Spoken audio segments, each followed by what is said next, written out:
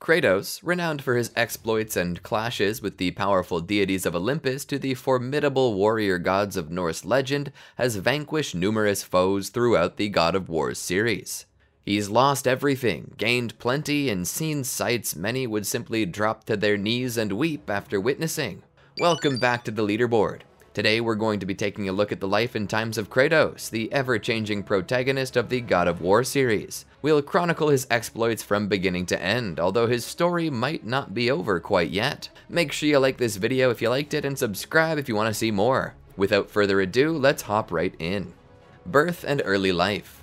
Kratos, conceived in the Greek city-state of Sparta, emerges as the demigod offspring of Zeus and a mortal woman named Callisto. Hera, incensed by Zeus's infidelity, demands Kratos' demise on the day of his birth. However, Zeus, defying Hera's wishes, entrusts Kratos' care to Callisto in Sparta. Raised under Spartan authority, Kratos undergoes rigorous training alongside his younger brother Deimos, both aspiring to join the Spartan army. Their aspirations are dashed when Ares and Athena, dispatched by Zeus, apprehend Deimos, fearing his potential threat to Zeus's rule. In a failed attempt to defend Deimos, Kratos is subdued by Ares.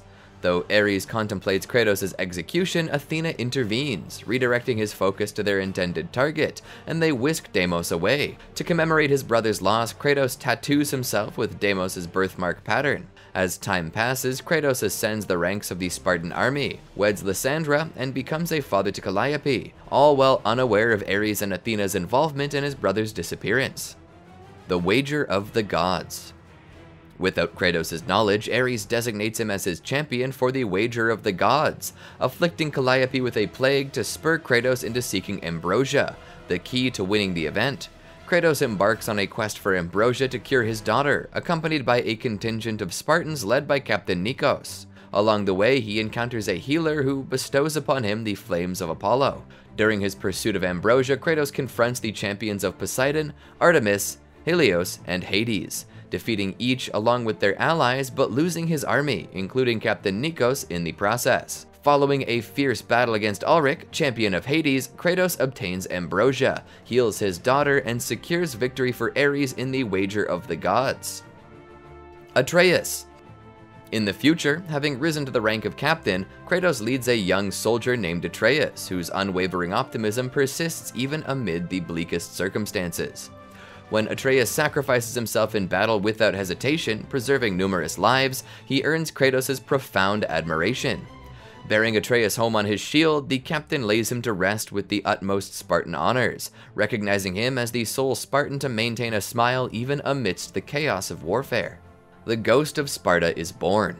Kratos is given the rank of general, and as general he goes on bloody conquests until the glory of Sparta is known throughout the world, despite pleas from Lysandra to stop. Kratos meets his match when he encounters armies from the east led by the barbarian king Ulrich, Hades' champion from the Wager of the Gods. Kratos finds himself on the losing end of the battle against Ulrich, who seeks revenge for inadvertently causing the death of his father. Kratos, desperate for victory, calls out to Ares and pleads allegiance to him in exchange for victory.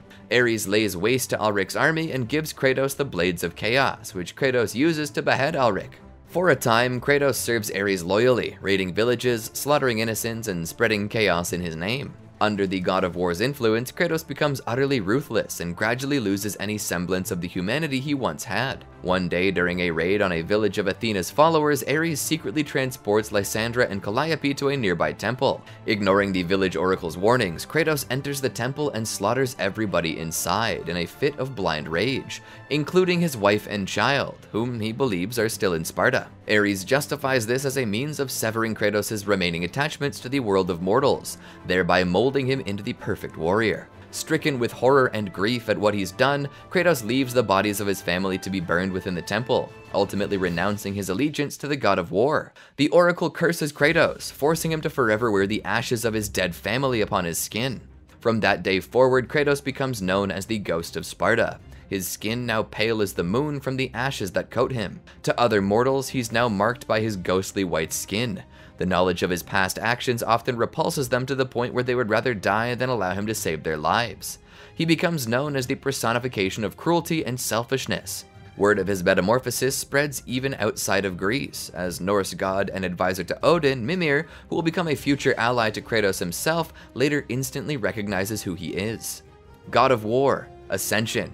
Half a year after Ares' deception, Kratos defies his oath, prompting Ares to dispatch the Furies to apprehend the ghost of Sparta and coerce him back into the service of the God of War. Meanwhile, Kratos finds himself ensnared within an illusion of his Spartan home in the abandoned village of Kira, his blood oath obscuring recollection of his heinous act, the murder of his wife and daughter. Orkos, the Oathkeeper of the Furies, appears before Kratos, urging him to break free from the illusion using Lyssandra's necklace and ring. Despite initial distrust, Kratos heeds Orkos' counsel, seeking out Aletheia, the oracle at Delphi, who had been seized by Pollux and Castor.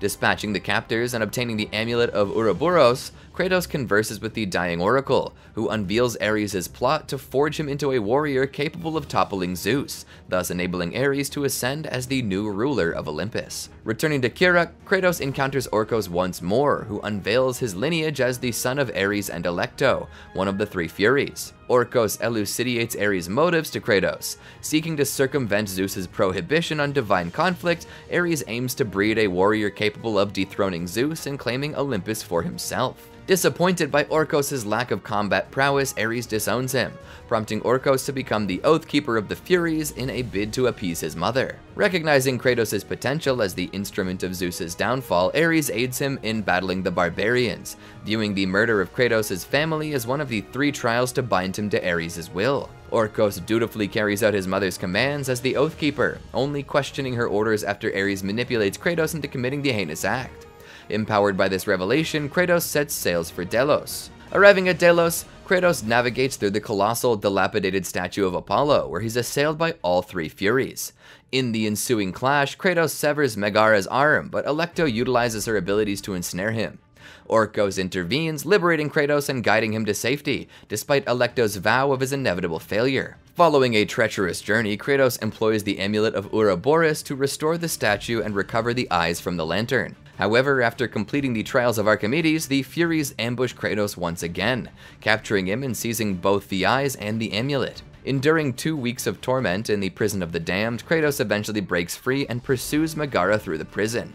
Megara and Tisiphone attempt to deceive Kratos with an illusion of a brothel, but he discerns the ruse upon noticing a ring on a woman's finger. Reacting swiftly, Kratos confronts Tisiphone, only for Megara to intervene, asserting her claim over him.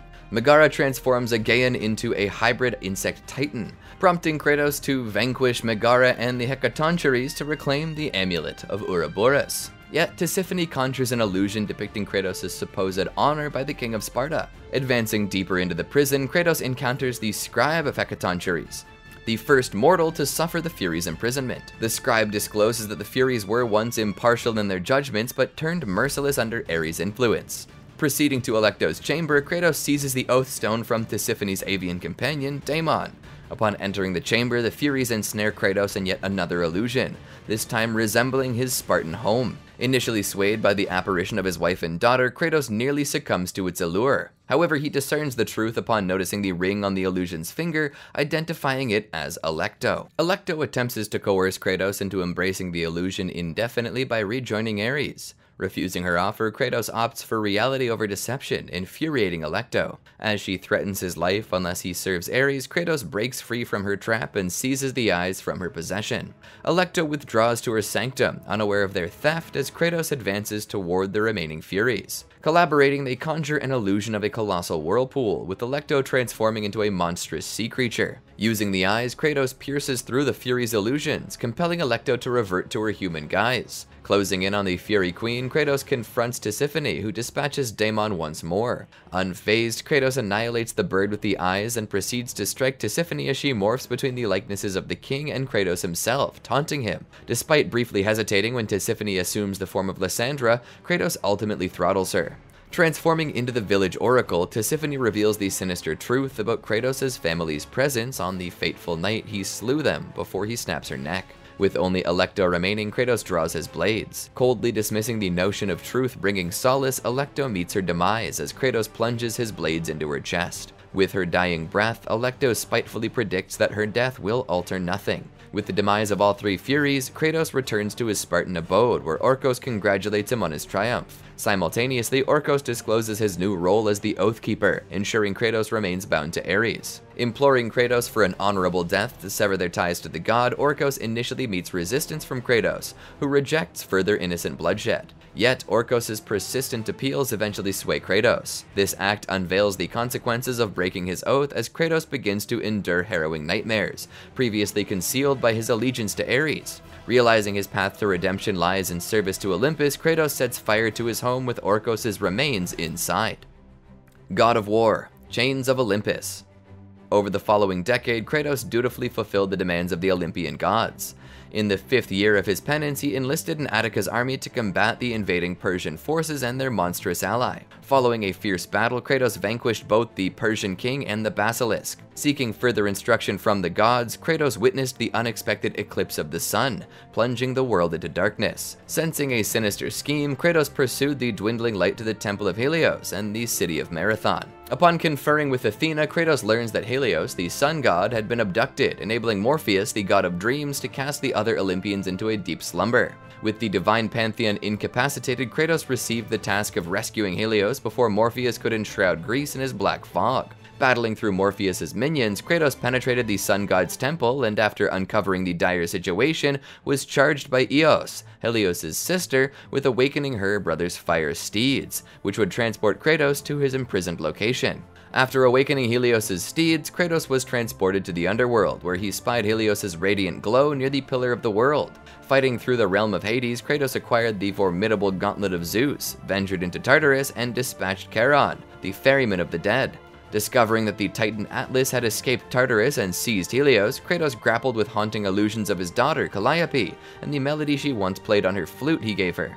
Upon reaching the Pillar of the World and the nearby Temple of Persephone, Kratos became consumed with thoughts of reuniting with his daughter, forgetting his initial quest. Encountering Persephone, the queen of the underworld, who had been coerced into marriage by Hades, she proposed a deal. Kratos could be reunited with Calliope if he surrendered all his powers to the Forsaken Tree. Driven by his longing to see his daughter, Kratos complied, gaining entry into the Elysium Fields, where he shared a moment of bliss with Calliope, experiencing happiness for the first time since becoming the Ghost of Sparta. Abandoning the gods, Kratos' joy was short-lived as Persephone unveiled her true intentions. She orchestrated Atlas's escape and tasked him with capturing Helios to destroy the Pillar of the World, annihilating the Olympian gods and humanity. Taunting Kratos with the prospect of brief happiness followed by inevitable sorrow, Persephone revealed her sinister plan. Faced with this grim reality, Kratos resorted to his former self by sacrificing innocent souls in Elysium to regain his powers. In his pursuit of Persephone, Kratos confronted the harsh reality that he would never reunite with his daughter. Haunted by her tearful cries echoing behind him, his resentment toward the Olympian gods intensified. Consumed by rage, Kratos vanquished Persephone and immobilized Atlas, completing his mission at the Pillar of the World. Before departing the underworld, Atlas questioned Kratos' faith in the gods' promises. Kratos, resigned to his fate and unable to return to Elysium, acknowledged it as his sole source of hope.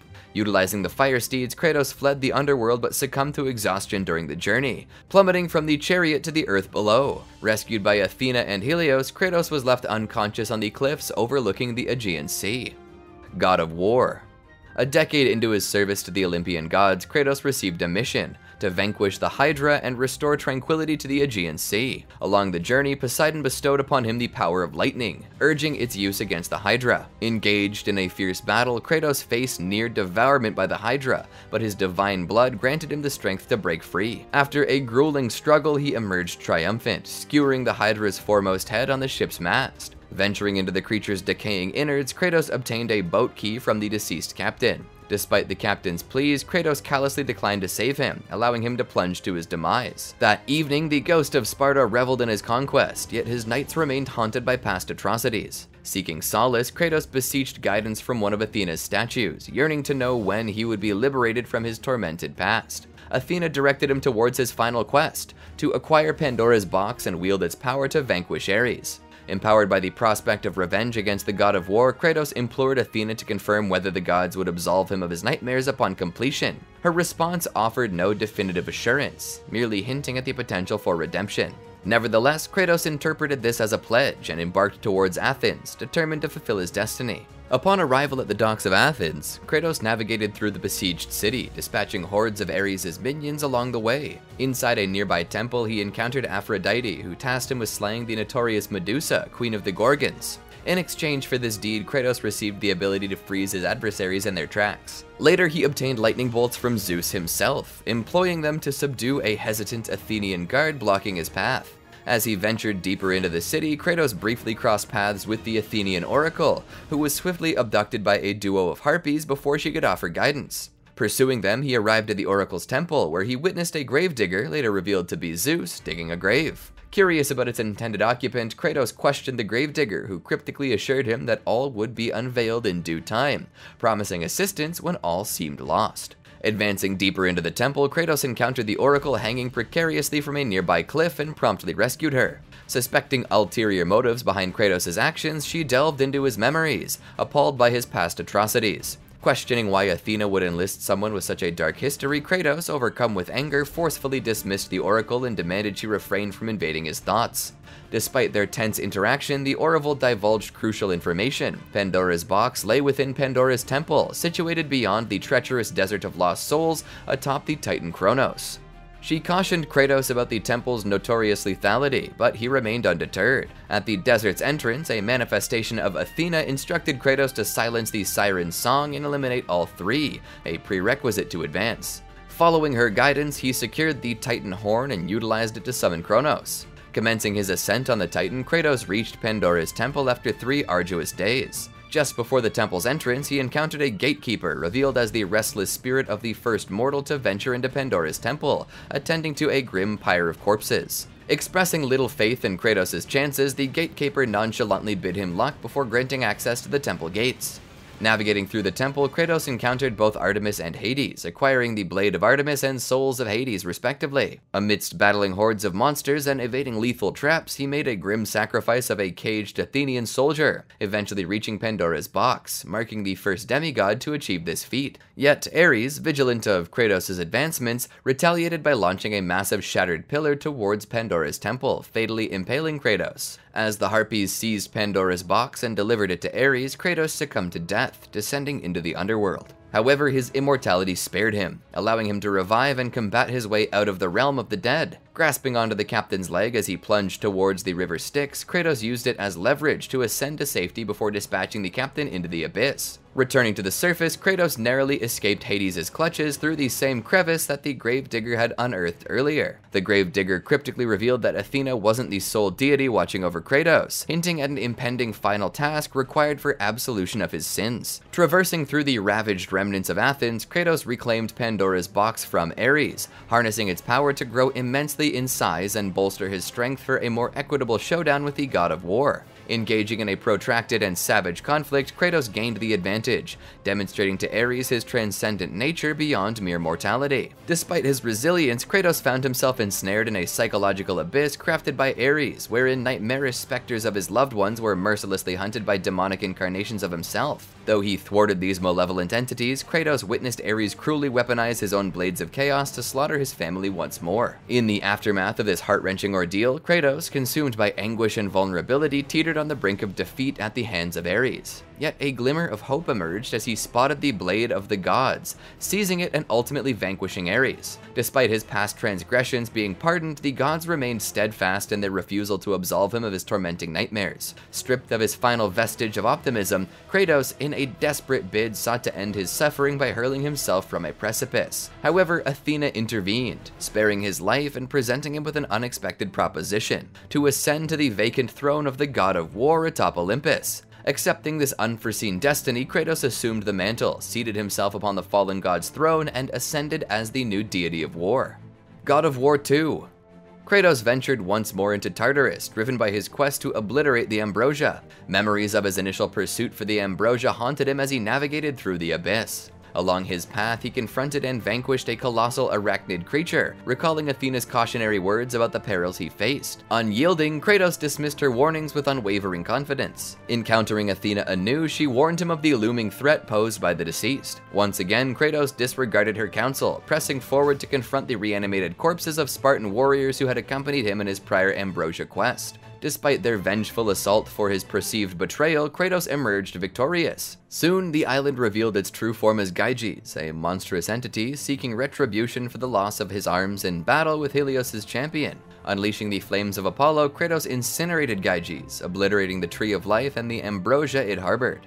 Departing the island, he knew that the disciples of Ares would pursue him relentlessly for destroying their last chance at resurrecting their fallen deity. After a passage of time, Kratos was plagued by visions of his mother's captivity within the Temple of Poseidon in Atlantis. Despite Athena's attempts to dissuade him, Kratos remained resolute in his mission. En route to Poseidon's domain, his vessel came under attack by the Scylla. Driving off the creature, Kratos was confronted by yet another vision, this time recalling his training days alongside his brother Deimos. Upon entering the temple, he was astounded to encounter his presumed deceased mother, Callisto, who confirmed her identity and revealed startling truths. His father had taken her there, and Deimos was still alive, but imprisoned in the domain of death. Anguish and fury consumed Kratos as he demanded answers regarding his father's identity and Callisto's past deceit. Yet their reunion was shattered as Callisto transformed into a monstrous creature, compelling Kratos to engage in a fierce battle that left her mortally wounded. In her final moments, Callisto expressed gratitude for her release and urged Kratos to pursue Deimos in Sparta. Fueled by rage at the god's relentless destruction of his family, Kratos vowed to rescue his brother, disregarding Athena's directives to abandon his quest. At a juncture, Kratos encountered the imprisoned Titan Thera within a volcano, who warned him of his inability to depart without her liberation.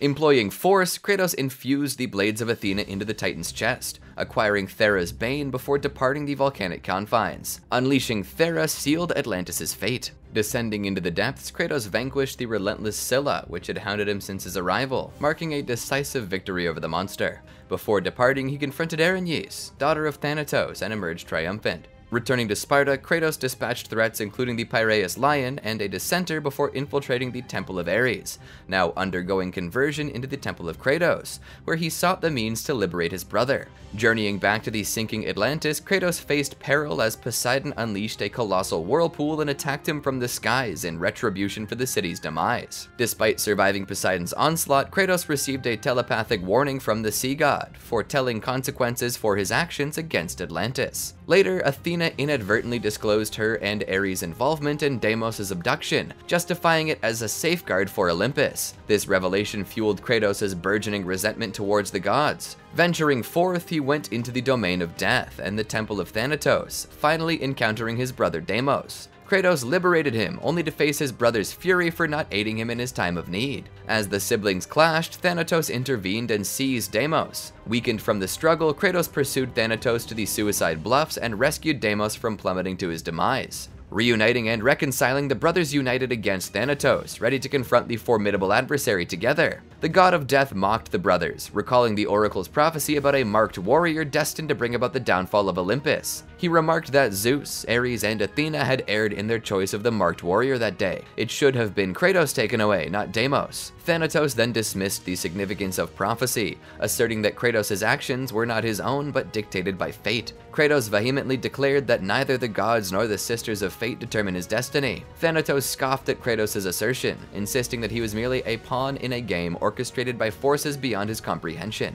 In a climactic showdown, Thanatos claimed Deimos' life, prompting Kratos to exact revenge by taking Thanatos' life in return. Kratos then laid his brother's lifeless body to rest in a grave. After interring Deimos in a grave dug by the mysterious gravedigger, Kratos remarked that his brother was finally liberated. He contemplated ending his own life once more at the bluffs, but ultimately refrained, questioning the person he'd become. The gravedigger, who had been nearby, cryptically replied, "Death, the destroyer of worlds," before disappearing. Athena implored Kratos to forgive her and offered to elevate him to full godhood, but her entreaties fell on deaf ears as Kratos vowed retribution against the gods for their actions. He began to distance himself from the other gods, devoting most of his time to aiding Sparta in its conquest of Greece. During the assault on an unidentified city, Kratos faced an attack from Argos, Hera's loyal pet. Before he could vanquish the creature, an enigmatic assassin intervened, slaying Argos instead, seemingly aiming to tarnish Kratos' standing among the Olympians. Kratos pursued the assassin but found his path obstructed by Hades' minions, leading him to suspect that the assassin might be Hades in disguise, fueled by Hades' resentment over the loss of his wife Persephone. Undeterred, Kratos persisted in his pursuit, only to be interrupted by Syrinx, a divine messenger who facilitated the assassin's escape. Upon Zeus's directive, Syrinx commanded Kratos to halt his pursuit, offering no justification and only escalating Kratos' ire. In a moment of rage, Kratos slew the messenger, foreseeing Zeus's disapproval. When Kratos dispatched his Spartan forces to conquer Rhodes, Athena implored him to desist, cautioning against the repercussions of his wanton destruction. Ignoring her plea, Kratos descended to Earth, bolstering his troops in the city's annihilation. However, his godly stature and powers were swiftly usurped by an eagle, leaving him diminished in size and potency, though still retaining a fraction of his divine abilities. Despite this setback, Kratos effortlessly dispatched the Rhodian warriors. The eagle then infused Kratos' godly essence into the Colossus of Rhodes, bringing it to life. Engaged in grueling conflict, Kratos battled the colossal foe until Zeus intervened, presenting the Blade of Olympus, the same weapon Zeus employed to conclude the Titan War. Channeling his remaining godly might and immortality into the blade, Kratos overcame the Colossus. Amid his triumphant cry, the statue's descending hand crushed him, causing him to lose his grip on the Blade of Olympus. Severely wounded and devoid of his divine powers, Kratos recognized that his sole chance of survival hinged on retrieving the blade. Hobbling toward it, he was startled as the eagle reappeared, revealing itself to be Zeus in disguise, initially believed by Kratos to be Athena's doing. Zeus revealed his desire to avoid Ares' fate and demanded Kratos' eternal servitude. When Kratos defiantly refused, Zeus ruthlessly impaled him with the blade, sealing his demise. Subsequently, Zeus employed the blade's power to slaughter all present during the Rhodes battle, including numerous Spartan warriors, much to Kratos' anguish. In his final moments, Kratos vowed retribution against Zeus for his betrayal. God of War 3.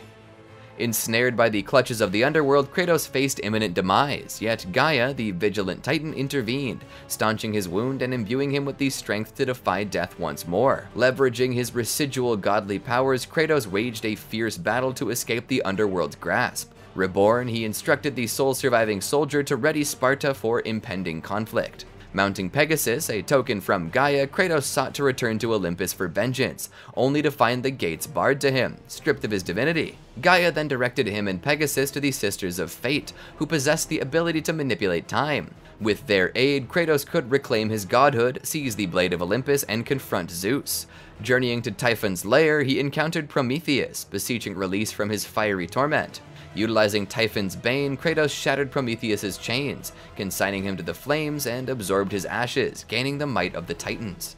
Proceeding to the Island of Creation, Kratos and Pegasus fell under attack by a squadron of griffins. Subduing the undead leader of the griffins, Kratos executed a daring leap from Pegasus, landing on the island. Continuing his odyssey, he queried Gaia regarding her motivations. Gaia recounted the Titanomachy, detailing the Olympians' betrayal of the Titans. Empowered by this revelation, Kratos pressed onward and crossed paths with Theseus, guardian of the Steeds of Time. Theseus scoffed at Kratos' mission to vanquish Zeus, challenging him to a duel to ascertain the greatest warrior of Greece. Overcoming Theseus, Kratos wielded the Horsekeeper's Key, seizing control of the steeds and melding the temples of the Sisters of Fate and the Steeds of Time. Navigating through the Bog of the Forgotten, Kratos encountered a familiar adversary from his past, Alric the Barbarian King, who had eluded Hades' torments and sought retribution against Kratos on the Island of Creation. Engaged in a brutal duel, Alric summoned the souls of the deceased, including the captain, to aid him. Amidst the clash, souls were vanquished or absorbed by Alric, bolstering his stature.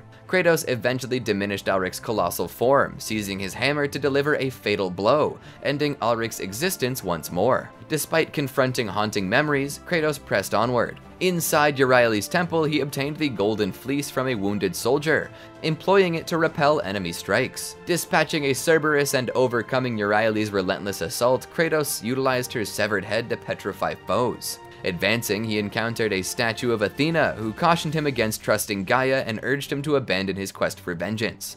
Disregarding her counsel, Kratos persisted on his path. Shortly after, he encountered his half-brother Perseus, who sought to receive Andromeda from Hades. Perseus challenged Kratos to combat, hoping to prove his valor to the Sisters of Fate or relish in the glory of defeating Kratos. However, Perseus proved no match for the Ghost of Sparta, who swiftly overpowered him, rendering his equipment useless and impaling him on a protruding hook.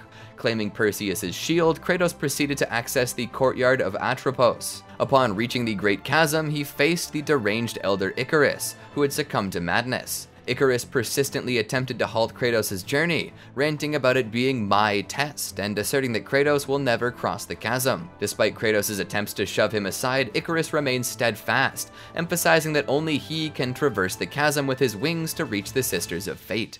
Kratos seizes Icarus by the throat, vowing to reach the sisters regardless and intending to use Icarus' wings to achieve his goal. In response, Icarus tackles Kratos, sending them both plummeting into the underworld. Their struggle persists during the fall until Kratos forcibly removes Icarus' wings and hurls him into the abyss, sealing his fate. However, Kratos finds refuge by alighting on Atlas, escaping imminent danger. Gaia then instructs him to return to the surface, prompting Kratos to traverse across Atlas's massive form and shatter some of his chains. Although this alleviates a portion of the Titan's burden, it also draws attention to Kratos' presence. Atlas reproaches Kratos for daring to confront him again after his past actions. Initially bent on crushing Kratos for his role in his imprisonment, Atlas relents when Kratos reveals his newfound enmity towards Zeus and his desire to alter his destiny by defeating the King of the Gods. Providing Kratos with insight into the Great War and the creation of the Blade of Olympus by Zeus, Atlas bestows upon Kratos some of his own power before raising him back to the surface, where Kratos resumes his journey toward the Palace of Fates. In the stronghold, he seizes two scholars and coerces them into reciting an incantation he cannot decipher, ultimately sacrificing them both. Shortly after, he encounters the sole surviving Spartan warrior, shrouded in darkness. Unaware of each other's identity, they clash in combat, each determined to reach the Sisters of Fate. As they tumble from a stained glass window into the light, their true identities are revealed. The last Spartan, mortally wounded, reveals that Sparta was destroyed by Zeus before dying. Enraged, Kratos cries out to the heavens. In his fury, he's ambushed by the Kraken and nearly strangled. In a vision, his wife appears, actually Gaia in disguise, urging him to persevere and warning of the eternal torment in Hades if he perishes. Gaia reveals the Titans' desire for him to lead them into battle and empowers him with the rage of the Titans. Reinvigorated, Kratos defeats the Kraken and, aided by the Phoenix, proceeds to the Sisters' stronghold. Kratos enters the throne room of the Sisters and confronts Lachesis, who asserts the Fate's authority over destinies and acknowledges her role in his journey thus far. Disregarding her warnings, Kratos insists that they no longer dictate his fate and demands passage, threatening violence if denied. Enraged, Lachesis attacks, but Kratos swiftly gains the upper hand, enraging her further. Summoning her sister Atropos, Lachesis transports Kratos to a pivotal moment in his past, aiming to erase his existence by destroying the Blade of the Gods. Kratos overpowers Atropos and returns to the present, where a furious Lachesis renews the battle with Atropos by her side. After a fierce struggle, Kratos traps them both in a time mirror and shatters it, imprisoning them. Proceeding to Clotho, Kratos encounters resistance but swiftly subdues her. Despite her pleas, he kills her and seizes control of his life thread in the Loom Chamber, intent on altering his destiny by revisiting the moment Zeus betrayed him. Arriving at the scene, Kratos, now fully restored to his godly form with all his powers intact, charges at Zeus without hesitation, catching the King of the Gods off guard. Zeus, surprised by Kratos' sudden resurgence, suspects the involvement of the Sisters of Fate. However, Kratos reveals that he has eliminated all three sisters, shocking Zeus. As Kratos retrieves the Blade of Olympus from his past self, Zeus acknowledges his underestimation of Kratos, but vows not to repeat the mistake.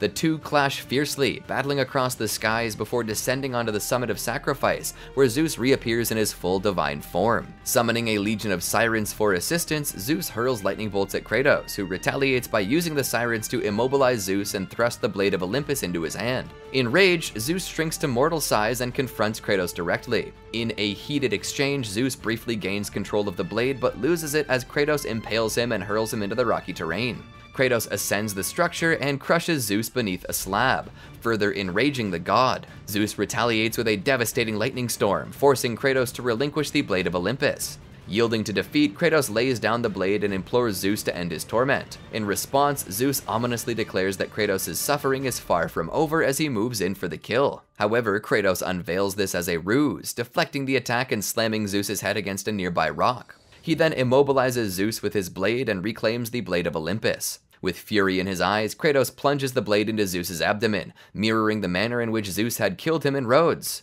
Just as Kratos is about to strike the final blow, Athena intervenes, pleading with him to cease his actions. Seizing the opportunity, Zeus attempts to flee, but Kratos remains vigilant. Despite Athena's interference, Kratos relentlessly pursues Zeus, aiming to end his life once and for all. Tragically, Athena jumps into the path of Kratos' strike, sacrificing herself. Stricken with grief, Kratos questions Athena's sacrifice, to which she responds to safeguard Olympus. She then discloses Zeus's true identity as Kratos' father and elucidates that his actions were motivated by fear. Zeus aimed to break the cycle of patricide by eliminating Kratos, whom he now identifies as the marked warrior destined to bring about Olympus's final downfall. Despite Athena's pleas for Kratos to abandon his vengeance, warning of the catastrophic consequences of killing Zeus, Kratos is consumed by his thirst for revenge. With his sanity and compassion eroded, he vows to annihilate not only the gods, but anyone who obstructs his path. Returning to the Titanomachy in the past, Kratos brings the Titans to the present, and leads them towards Mount Olympus for a final confrontation. Meanwhile, Zeus, severely weakened, convenes a meeting of the gods, with only Poseidon, Hades, Hermes, and Helios present, urging them to set aside their disputes and unite against Kratos. As Mount Olympus quakes with fear, the gods witness the Titans, now accompanied by Kratos, ascending. The ghost of Sparta addresses his father, heralding the end of the Olympians' reign. Upon witnessing the Titan uprising, Zeus quickly commanded his fellow Olympians, including his demigod son Hercules, to assail Kratos and his Titan allies. However, Zeus, still recuperating from his previous clash with Kratos, chose to remain on the sidelines for the time being. Initially, the Olympians gained the advantage in the battle. Hades utilized his claws to dislodge several titans, while Poseidon descended from Olympus with lethal precision, impaling Epimetheus and sending the titan to his demise. Emerging from the depths, Poseidon summoned a colossal watery avatar, accompanied by hippocampi, intensifying the conflict.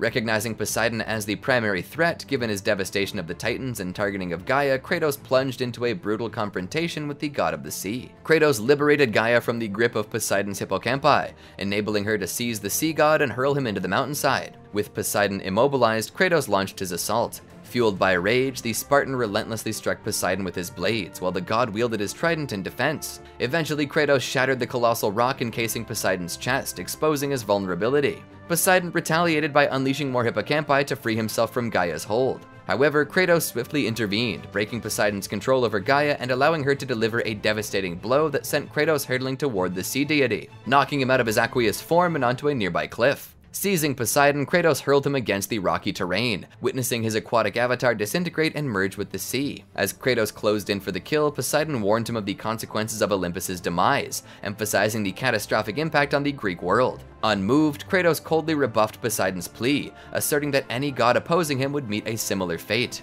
Poseidon, recognizing Kratos' descent into madness and vengeance, urged him to reconsider, highlighting the dire repercussions of Olympus' downfall. Unyielding, Kratos responded stoically, "Then prepare for your death, Poseidon." With relentless ferocity, Kratos throttled Poseidon, relentlessly battering his uncle's head against the rocky surface before flinging him against a massive boulder. In a desperate bid to escape, Poseidon attempted to crawl away, but Kratos swiftly caught up, gouging out his eyes and snapping his neck before casting his lifeless body off the mountainside. With Poseidon's demise, the seas erupted in a cataclysmic deluge that consumed much of Greece, sparing only those situated on Olympia and other elevated locations.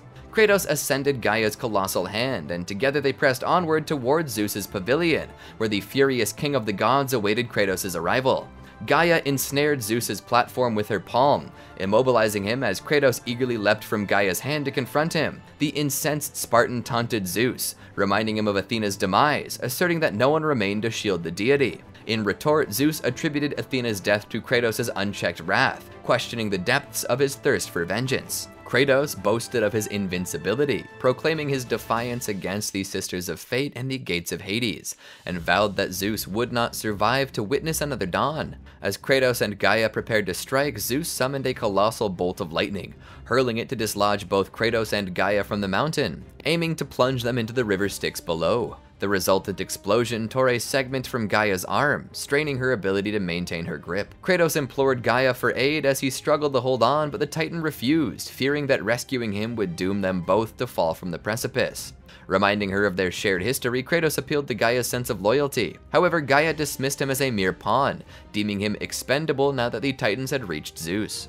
Feeling betrayed anew, Kratos plummeted into the abyss, finding himself once again stranded in the depths of the underworld. Reflecting on his existence while navigating the river Styx and its caverns, he resolved to break free from Hades' grip and end Zeus's reign once and for all. Stripped of much of his power by the souls of the river Styx, he encountered the apparition of Athena, who claimed to have ascended to a higher plane and offered her assistance in Kratos' quest for vengeance against Zeus. Skeptical of her sudden change in perspective, Kratos demanded an explanation for her previous allegiance to Zeus, even in her dying moments defending him. Athena elucidated how she had gained new insights, seeking to earn Kratos' trust anew by reforging his broken blades into the Blades of Exile, vital for surviving the perils of the underworld. She directed him to locate and extinguish the flame of Olympus, the source of Zeus's power. Kratos ventured through the underworld, encountering tormented souls, seizing Apollo's bow from Pirithous through lethal means, and confronting the judges who deemed him unready for the afterlife but urged him onward. Along the journey, he stumbled upon a statue of Pandora whose voice resonated with Kratos. Initially mistaking it for his daughter Calliope, he soon realized it was someone else and attempted to depart. Before he could leave, Pandora claimed knowledge of Kratos' fearsome reputation among the Olympians, to which he grimly acknowledged. Pandora sought to divulge more, but her revelation was interrupted by the taunts of Hades. Kratos demanded Hades show himself, but the god of the underworld retorted that Kratos lacked patience and assured him that their confrontation would come in due time. Delving deeper into the abyss, he encountered a despondent Hephaestus, Olympus's craftsman and the god of fire, who held Kratos responsible for his exile and the disappearance of his daughter Pandora. Despite his bitterness, Hephaestus refrained from hostility, instead providing Kratos with valuable insights into Olympus's secrets and the fate of Pandora. As he ventured deeper into Hades' domain, Kratos stumbled upon enigmatic messages, recognizing them as remnants of his past.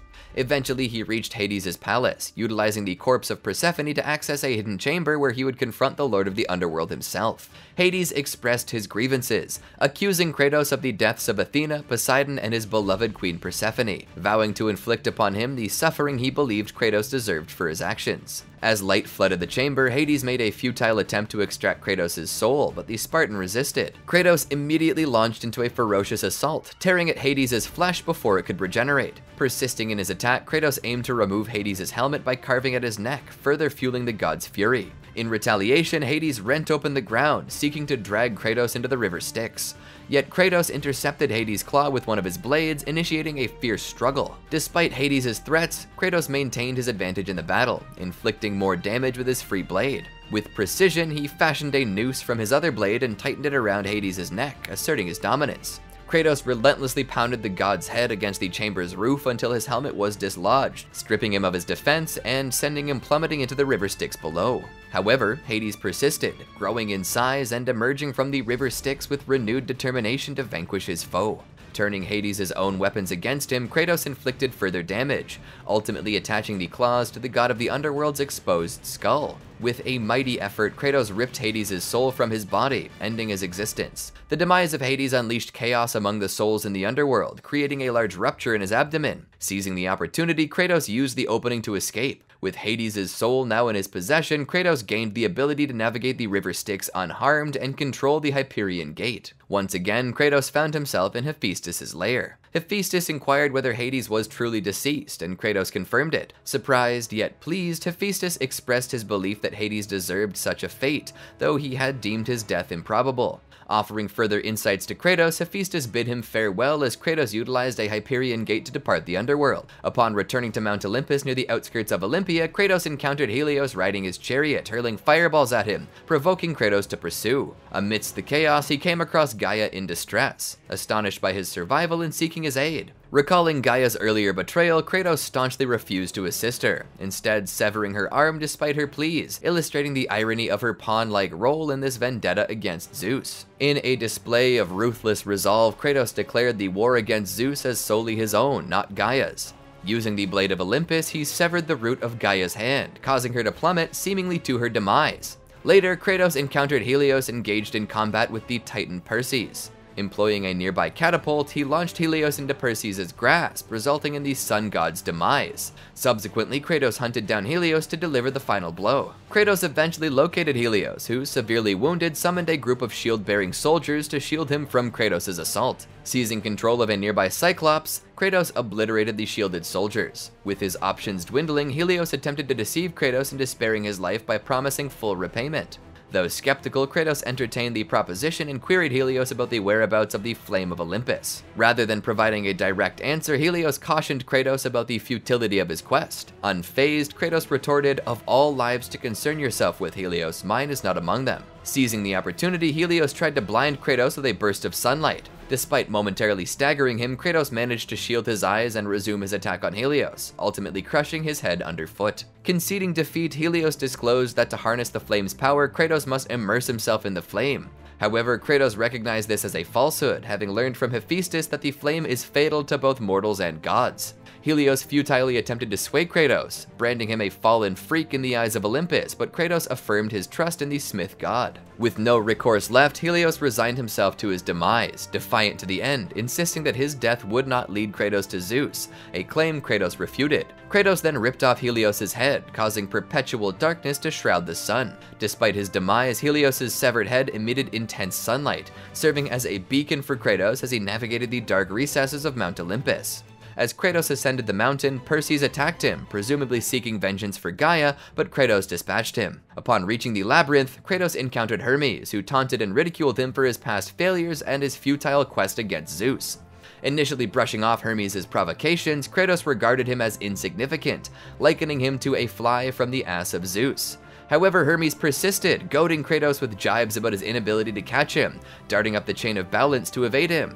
Kratos pursued Hermes, gradually ascending until he reached a chamber housing Pandora's box. To his surprise, Athena appeared, informing him of the dormant power within the box that he would need to confront Zeus. Unfortunately, the box was inaccessible, sealed off by the Flame of Olympus. Athena explained that to extinguish the flame, Kratos required Pandora herself. As Athena departed, Hermes returned, provoking Kratos into giving chase once more. Along the way, Hermes continued his derisive taunts, mocking Kratos' speed and intelligence. Despite Hermes' efforts to outmaneuver him, Kratos found a narrow chain leading to a statue's head that Hermes had overlooked. Kratos seized the opportunity, knocking Hermes from his perch and severely weakening him by destroying the statue with a catapult. Using his blades to propel himself, Kratos closed in on Hermes, determined to end the confrontation. Upon the collapse of the statue, Kratos spotted a trail of blood left behind by Hermes, and used it to trap the now vulnerable god of speed. With Hermes defenseless, Kratos swiftly dispatched him, prompting bitter insults from the dying deity about Kratos' lack of honor and his gruesome deeds. Ignoring Hermes' protests, Kratos seized him and methodically severed one of his legs,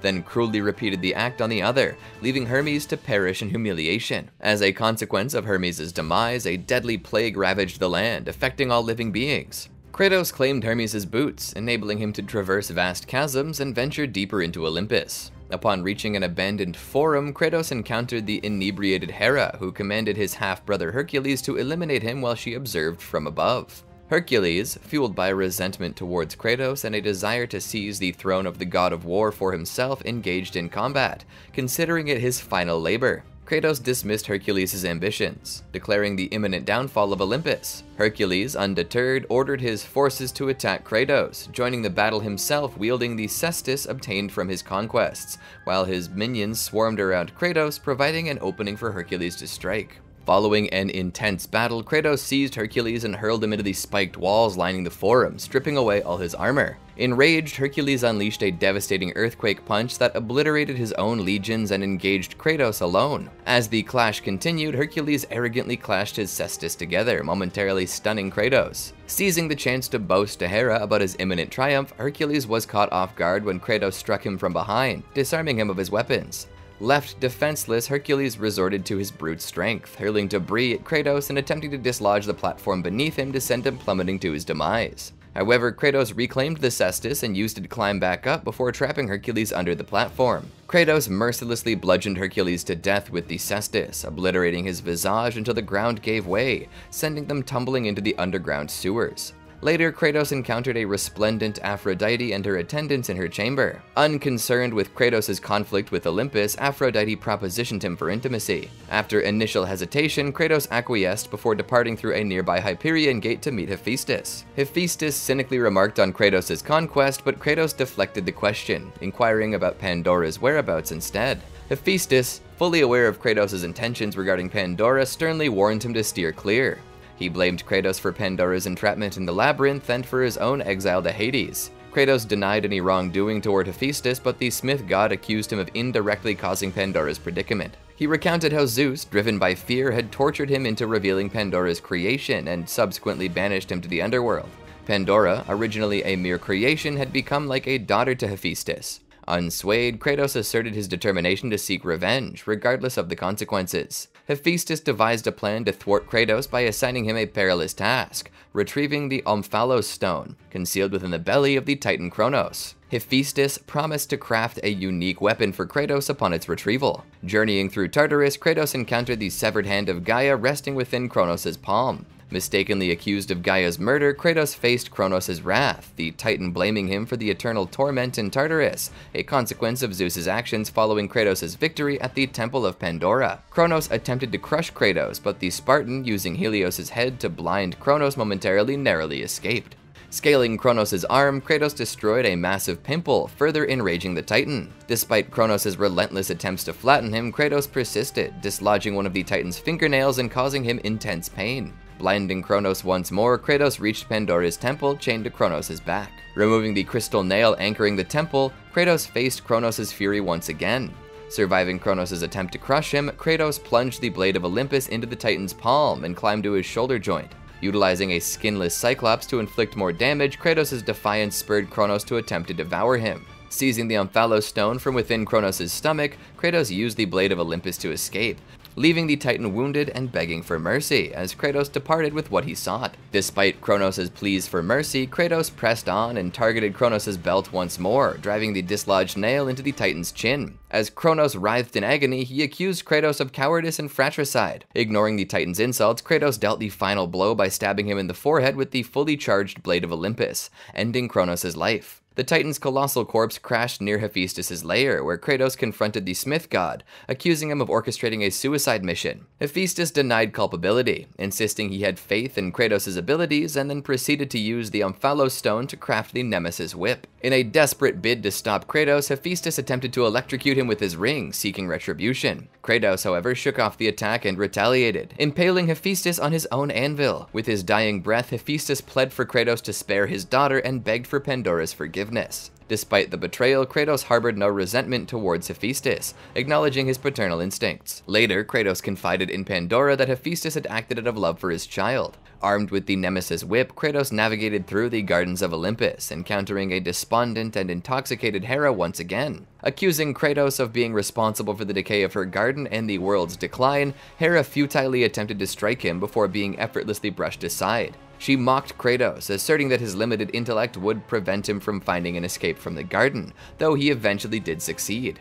Deeper in the garden, Kratos encountered Hera once more, where she continued to spew her vitriol towards him for his actions against the planet. Despite Kratos' attempts to ignore her, Hera's derogatory remark about Pandora provoked him to throttle her and ruthlessly snap her neck. Hera's demise resulted in the wilting and demise of all plant life. Returning to the labyrinth, Kratos encountered Daedalus, the labyrinth's creator, who was imprisoned within. Daedalus, deceived by Zeus's promise of reuniting with his son Icarus upon completing the labyrinth, was instead trapped by Zeus in one of the labyrinth's snares. Despite Kratos revealing Icarus's death, omitting his own role in the tragedy, Daedalus clung to false hope. When Kratos activated a lever to advance, inadvertently triggering a fatal trap, Daedalus realized the truth and wept bitterly. Shortly thereafter, Kratos liberated Pandora from the labyrinth and brought her along. Initially regarding Pandora as a mere object, Kratos soon developed a paternal affection for him, seeing echoes of his own daughter within her. With Pandora under his care, he faced his final task, incapacitating the three judges. Returning to the now desolate underworld, he severed the chain of balance, annihilating the three judges in the process. Ascending back to the Chamber of the Flame, Kratos elevated the labyrinth to access Pandora's box. However, as the moment approached, Kratos hesitated, unwilling to allow Pandora to sacrifice herself. Despite his reluctance, Pandora insisted on fulfilling her destiny, rebuffing Kratos' protective instincts. Their exchange was interrupted by Zeus, who seized Pandora, disregarding Kratos' demands for her release. Zeus admonished Kratos for his perceived fixation on Pandora, dismissing her as a mere object. He admonished Kratos for mistaking Pandora for his own flesh and blood, using the destruction of Olympus and the world as evidence of his need for redemption.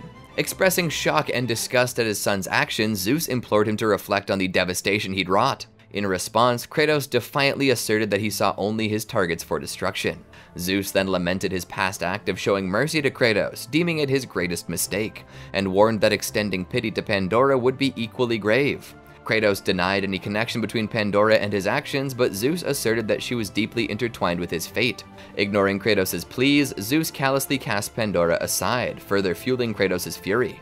As Olympus crumbled around them, father and son clashed once more in a fierce battle. Meanwhile, Pandora attempted to approach the flame with the intention of quelling it, despite Kratos' efforts for her to stop. However, Zeus's insensitive remarks about Kratos' past failures with his family provoked him to reluctantly allow Pandora to proceed. Enraged by Zeus's words, Kratos launched a ferocious assault on him. Opening the box once more, Kratos was dismayed to find it empty. Mocking Kratos for yet another failure, Zeus left to recuperate outside, further stoking Kratos' rage. Out on the pavilion, father and son confronted each other once more amidst the devastation wrought by Kratos. Surveying the chaos, Zeus acknowledged the task of restoring order after defeating Kratos. When Kratos challenged Zeus to face him in combat and end their conflict, Zeus accepted. However, before their battle could reach its conclusion, the ground shook as Gaia suddenly re-emerged, seizing the pavilion. Kratos was surprised by her survival, but Gaia blamed him for the destruction of her world, unaware of their shared goal to overthrow the gods. Intent on crushing them both, Gaia attempted to squeeze the pavilion between her hands. With no other escape, Zeus and Kratos entered the wound on Gaia's chest, where they dueled near her failing heart. In a decisive move, Kratos used the Blade of Olympus to simultaneously impale both Zeus and Gaia, ending their lives. Rising from the fractured ground, Kratos attempted to depart, but the lingering spirit of Zeus, fueled by enduring animosity towards his rebellious son and augmented by fear, launched a relentless assault. It drained Kratos of his resolve and wrath, pushing him to the brink of death instead of instilling fear and despair,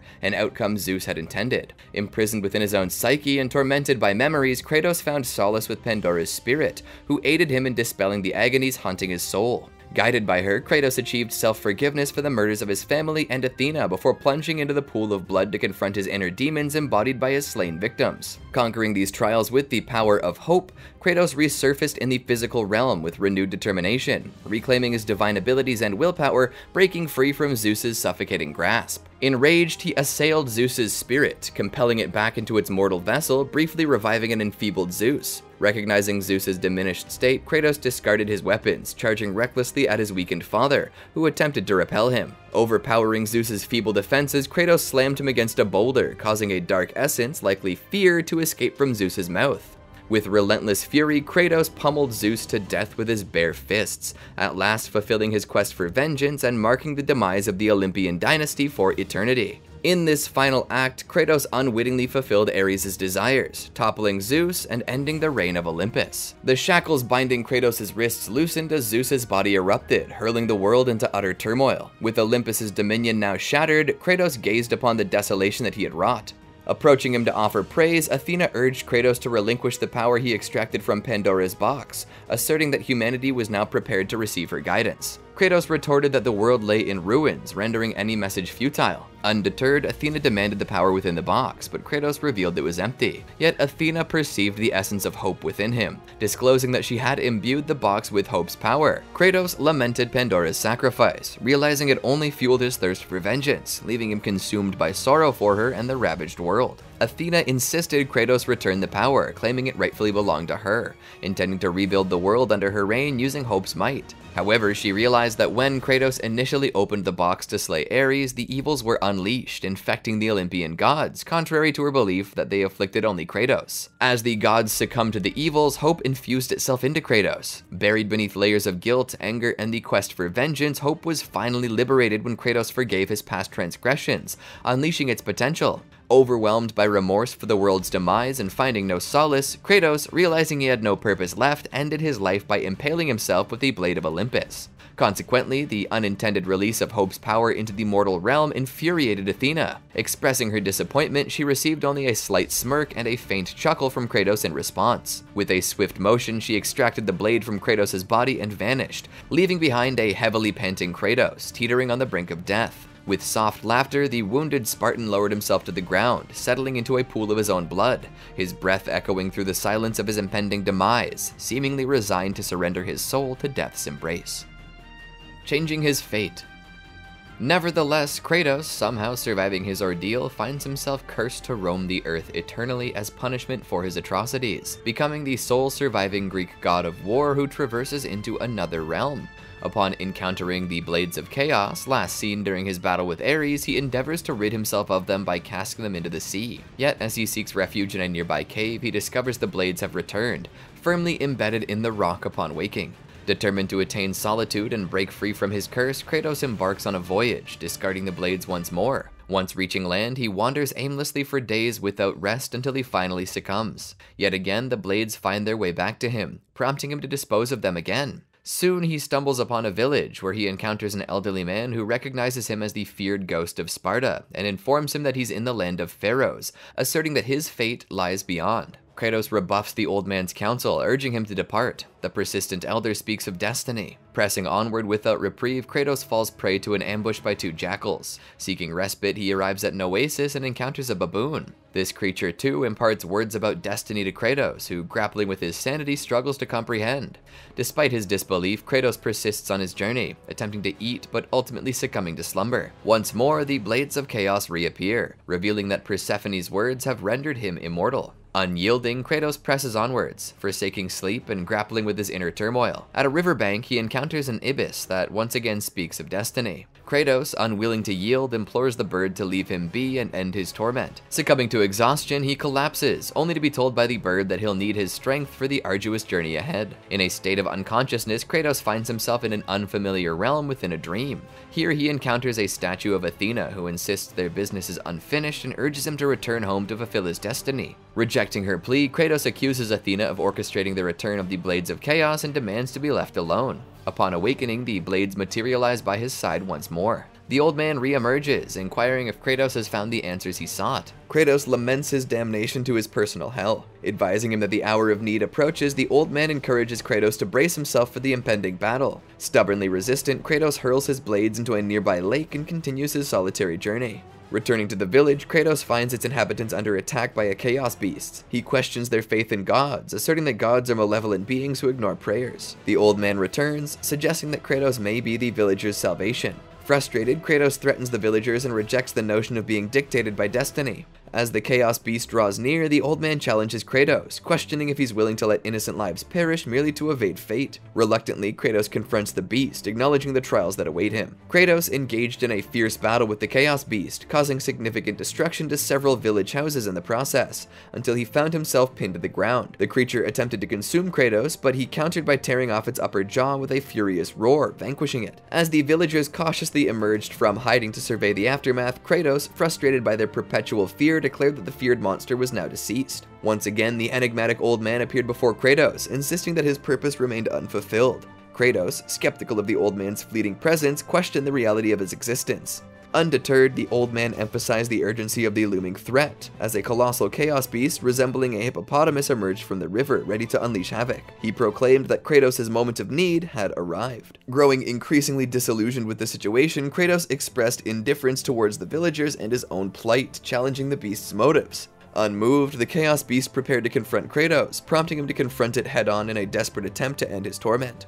Despite his efforts to strike the creature, Kratos found himself overpowered by its immense strength, sending him crashing into a nearby mountain and rendering him unconscious. Once more, Kratos found himself in a realm of dreams, where he encountered Athena and Thoth, the Egyptian god of wisdom. They convinced him that he could no longer evade his destiny and he must confront it. Kratos, enraged by the realization that he's forever bound to wield the Blades of Chaos, rejected his fate. Nevertheless, upon grasping the blades, Kratos emerged from his slumber and engaged the Chaos Beast in battle. With a furious onslaught, he managed to pierce the creature's tough hide before being hurled aside. Regaining his footing, Kratos severed one of the beast's charging legs, then continued to assail it with the blades until he decapitated it. As the beast fell lifeless, Kratos collapsed, only to be addressed by the old man, revealed as Thoth, who affirmed that Kratos had fulfilled his purpose. Reflecting on his perpetual cycle of rage and bloodshed, Kratos acknowledged his entrapment within his darkest emotions, yet resolved to press forward, determined to face whatever trials awaited him.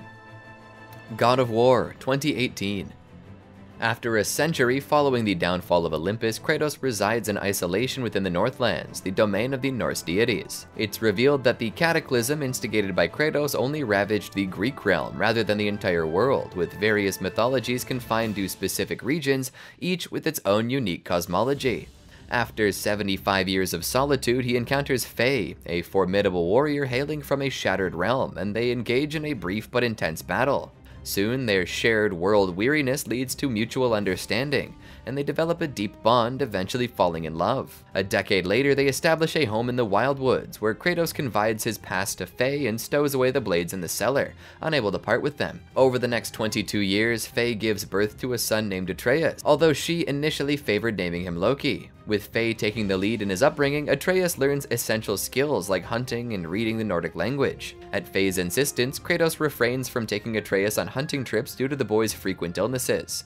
As Faye shares tales of the Aesir gods, Kratos begins to show interest, listening attentively to her narratives. To temper his impulses, Kratos often tests his restraint by venturing into the wilderness to confront potential adversaries. While Faye perceived Kratos as seeking confrontations, his true aim was to restrain his fury by refraining from aggressive actions, and solely focusing on defense and evasion until his adversaries exhausted themselves. Although he faced repeated setbacks, a pivotal moment occurred when he encountered wolves and successfully repelled them. However, subsequent encounters with trolls pushed Kratos to a breaking point, causing him to succumb to rage and swiftly dispatch them, leaving him deeply frustrated with himself. Despite his efforts to control his emotions, Kratos' frequent absences from home left Atreus feeling neglected, and led him to believe that his father cared little for him or Faye. Kratos seldom assigned Atreus household tasks due to his absence and lack of knowledge about Atreus' well-being, instead reinforcing Faye's directives. For instance, when Faye instructed Atreus to gather firewood, Kratos, albeit reluctantly, urged Atreus to contribute his share of responsibilities. Several years later, Faye passed away under mysterious circumstances, leaving behind a specific request. Her family must scatter her ashes atop the highest peak in the Nine Realms. She also entrusted Kratos with the responsibility of raising their son alone, a task he felt incapable of accomplishing without her guidance. Unbeknownst to him, the ashes bore Faye's yellow handprint, offering them protection from the ire of the Norse gods. This marked the beginning of Atreus' journey alongside his father into the perilous realm of the Norse gods. Prior to embarking on this journey, Kratos commenced by felling a tree with his Leviathan axe. Upon felling the tree, he hoisted it onto his shoulders, carrying both it and his son to their boat for their journey home. Kratos' son noticed a change in the forest surroundings, but his father urged him not to dwell on it. Upon arriving home, Kratos carried a covered corpse, revealed to be his deceased spouse and Atreus' mother. Placing her on a pyre of logs, Kratos ignited the fire, bidding her farewell as her spirit ascended through the flames. As Atreus reached for the knife, Kratos insisted it remain with him, emphasizing its significance. Kratos then challenged Atreus to prove himself as a warrior, marking the beginning of their grand journey. Spotting a deer, they commenced the hunt. Kratos assessed Atreus' readiness for their adventure by testing his hunting skills on the deer. Though Atreus made errors, he eventually demonstrated his competence. However, a missed arrow shot led to Kratos' initial fury, followed by a composed lesson on hunting. Instructing Atreus to retrieve the deer, Kratos withheld his wooden bow as a lesson in responsibility. As Atreus pursued the deer, they encountered a Draugr. Initially eager to assist, Kratos cautioned Atreus against involvement due to his lack of readiness. After Kratos dispatched the Draugr, they reached a safe area where the deer awaited. Atreus, now attentive, patiently awaited his chance. Successfully striking the deer, Atreus hesitates to deliver the final blow to the deer, but Kratos guides his hands, assisting him in piercing the deer's neck with the knife. With the deer successfully hunted, they encounter a large, aggressive troll. The troll seizes the deer's corpse and attacks father and son, hurling Atreus off a small cliff after his initial assault. Enraged, Kratos joins the battle alongside Atreus in their first major confrontation. Together they engage the troll, with Kratos handling close combat while Atreus provides ranged support with his bow and arrows, targeting the troll's vulnerable spots. Following their victory over the troll, Kratos proceeds to deliver decisive blows, breaking one of its horns with his immense strength. After battering the troll's head several times, Kratos delivers a final blow, snapping its neck with his godly might. As they recover from the encounter, Atreus displays signs of aggression by persistently stabbing the already defeated troll,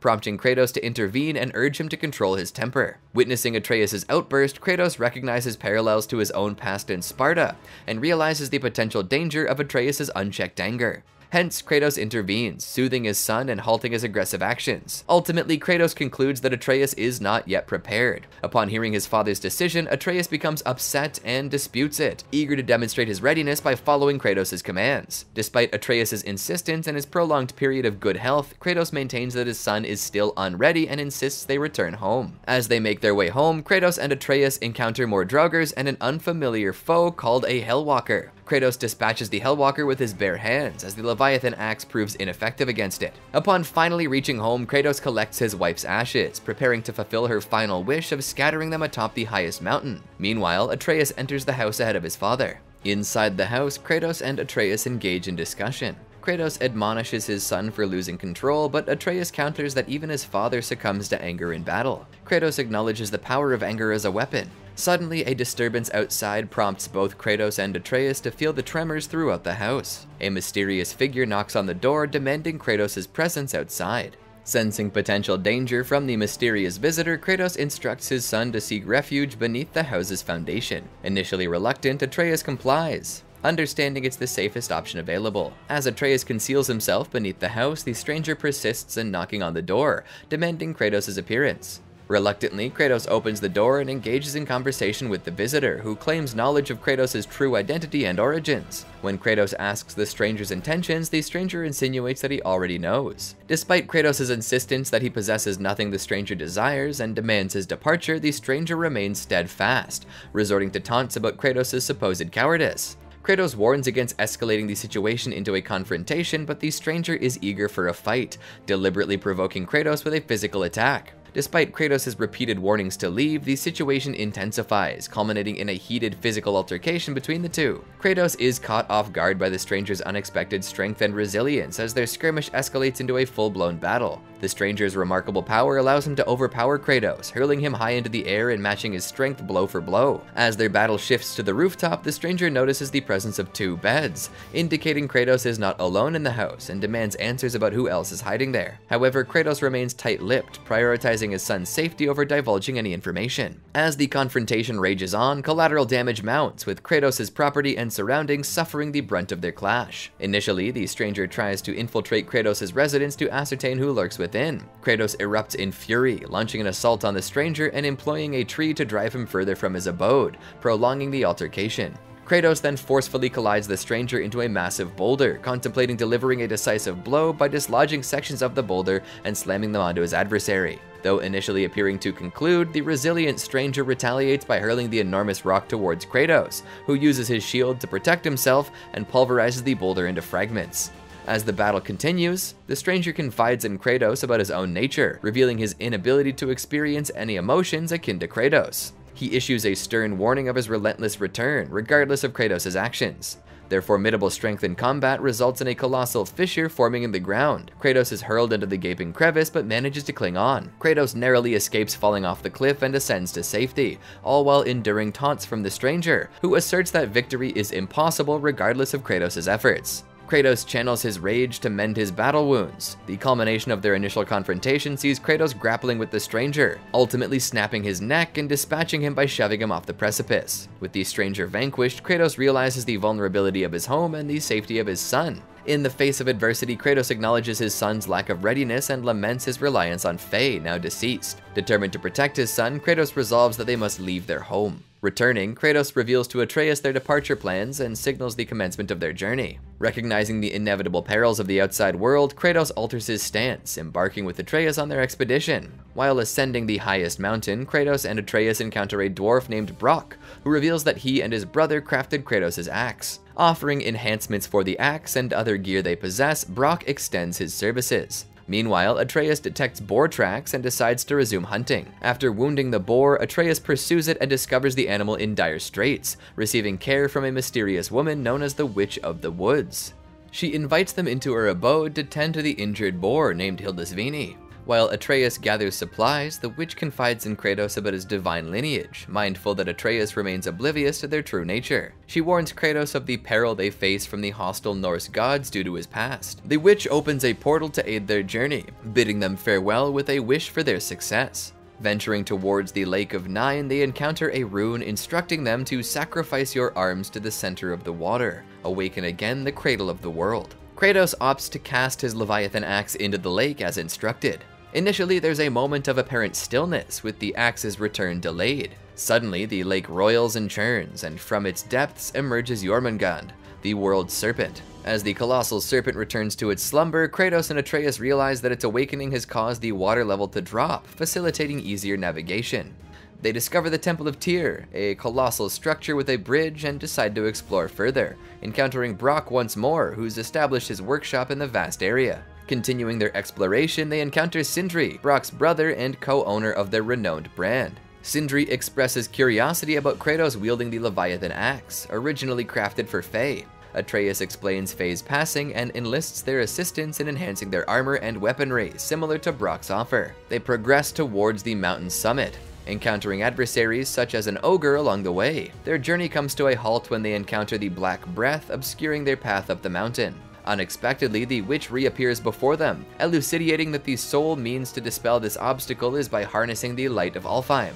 Guiding them back to Tyr's temple, she instructs Kratos to restore functionality to the mechanism. Inside the temple, she leads them to the Realm Travel Room, the nexus for inter-realm transportation. Utilizing a Bifrost, they relocate the temple's bridge platform to the Alfheim Gate, initiating their journey to Alfheim. Upon arrival, the witch is inexplicably and forcefully expelled from Alfheim, though she implores Kratos to acquire the light using the Bifrost before departing. Continuing onward, Atreus observes the perpetual conflict between the Dark Elves and Light Elves in the realm. As they traverse Alfheim, they come under attack from Dark Elves and their leader, Svartalfur. Despite battling through numerous adversaries, they eventually reach the central chamber housing the Light of Alfheim. There, Kratos passes the axe to Atreus and steps into the light to absorb its essence into the Bifrost, enduring visible anguish in the process. During his immersion in the light, Kratos follows the path of Faye's ashes and experiences auditory hallucinations depicting Atreus' resentment towards him for not embodying paternal affection. In the vision, he glimpses Faye in the distance upon the bridge of Jotunheim, only to be abruptly pulled out of the light by Atreus before he can reach her. Enraged, Kratos admonishes Atreus upon returning, realizing the duration of his absence. Atreus, visibly enraged and frightened, vents his emotions towards Kratos, who stoically absorbs the outburst. Kratos proceeds to infuse the Talon Bow with the Light of Alfheim, empowering the duo to defeat the Dark Elf King and restore the balance of light to the Light Elves. As they journey back to Tyr's temple, Atreus accuses Kratos of lacking love for Faye, sparking a heated exchange. Kratos contends that their expressions of grief differ, ultimately leading to a reconciliation between father and son.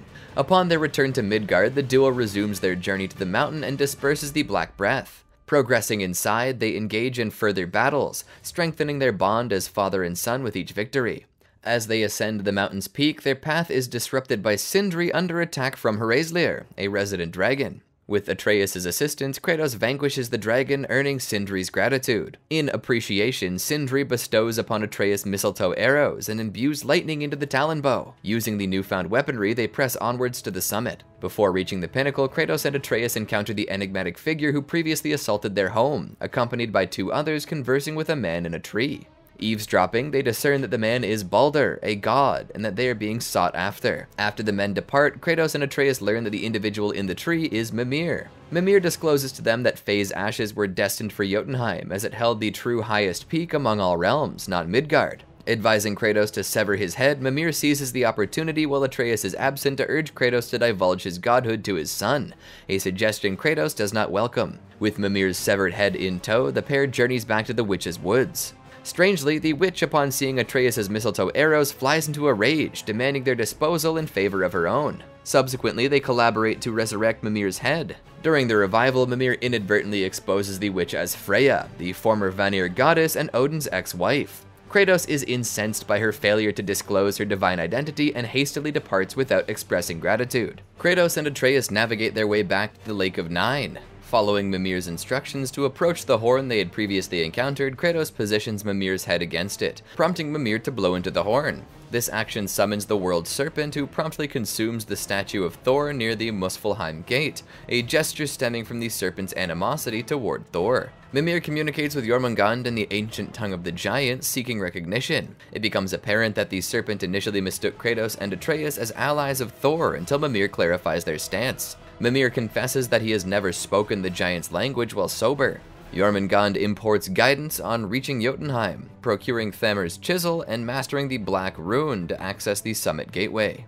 Following their conversation, the serpent adjusts the bridge to facilitate their journey towards Thamur's chisel. En route to Thamur's remains, Mimir recounts the tale of Odin and Freya's marriage, orchestrated by himself to foster peace between the Aesir and Vanir deities. Following the demise of Odin's first love and mother to Thor, Fjörgyn, Odin's grief did not escape Mimir's notice. Thus, Mimir brokered a treaty proposing Freya as Odin's spouse due to her enchanting beauty and profound knowledge of Vanir magic, an aspect that intrigued Odin. Freya consented to the union, hoping to appease Odin's sorrow, yet regretted her decision as Odin's obsession with Jotunheim resurfaced, leading to betrayal and the theft of her magical expertise.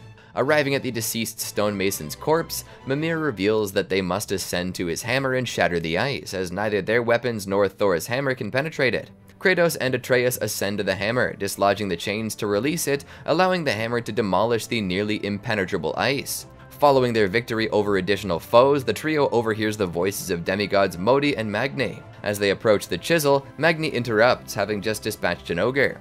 Despite Magni's demand for surrender, Kratos refuses, prompting Magni to draw his weapon, preparing for battle. Kratos instructs Atreus to flee, recognizing the danger he faces. However, their escape is interrupted by Modi's sudden appearance, initiating a fierce confrontation. Exploiting the blinding snow to their advantage, the gods engage in combat. Kratos questions their pursuit and Odin's motives, to which Magni dismissively responds, claiming ignorance and indifference.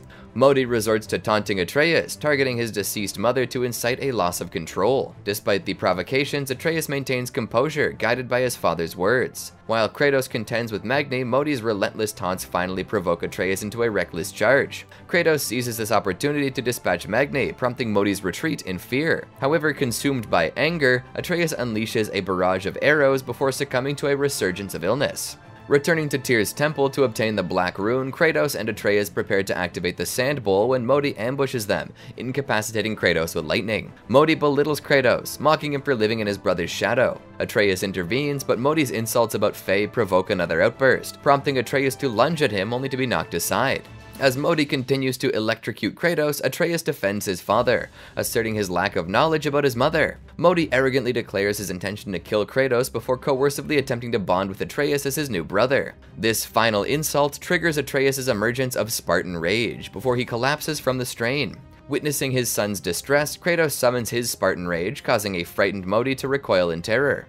Seizing the opportunity, Kratos disarms Modi and hurls him against a wall, sending him fleeing in a panic. Mimir advises Kratos to seek assistance from Freya for Atreus. Upon entering the witch's cave, an unknown individual sounds the horn, summoning the World Serpent. Initially hesitant due to Kratos' disdain for deities, Freya relents upon learning of Atreus' plight. She explains the severity of his condition, rooted in his true nature. To cure him, Freya instructs Kratos to obtain the Bridgekeeper's heart from Helheim, cautioning him about the futility of his Leviathan axe against the frost-immune adversaries, and warning against using the Bridge of the Dead, as it leads only to Helheim. Emphasizing Atreus' identity as his son, not his past, Freya entrusts Kratos with the travel rune to Helheim. Kratos hastily navigates home by boat to retrieve his Blades of Chaos, which have remained there for 5 decades. Throughout the journey, Athena goads and taunts him about his past, labeling him as forever destined to be a monster. Despite acknowledging this, Kratos asserts to Athena that he's no longer beholden to her as a monster. Subsequently, Kratos heads to Tyr's temple to activate the travel room to Helheim. Mimir warns him of the extreme cold in Helheim, noting the overpopulation due to the supposed ascendance of the worthy to Valhalla. Upon reaching the bridge, Mimir suggests causing trouble, a skill at which Kratos excels.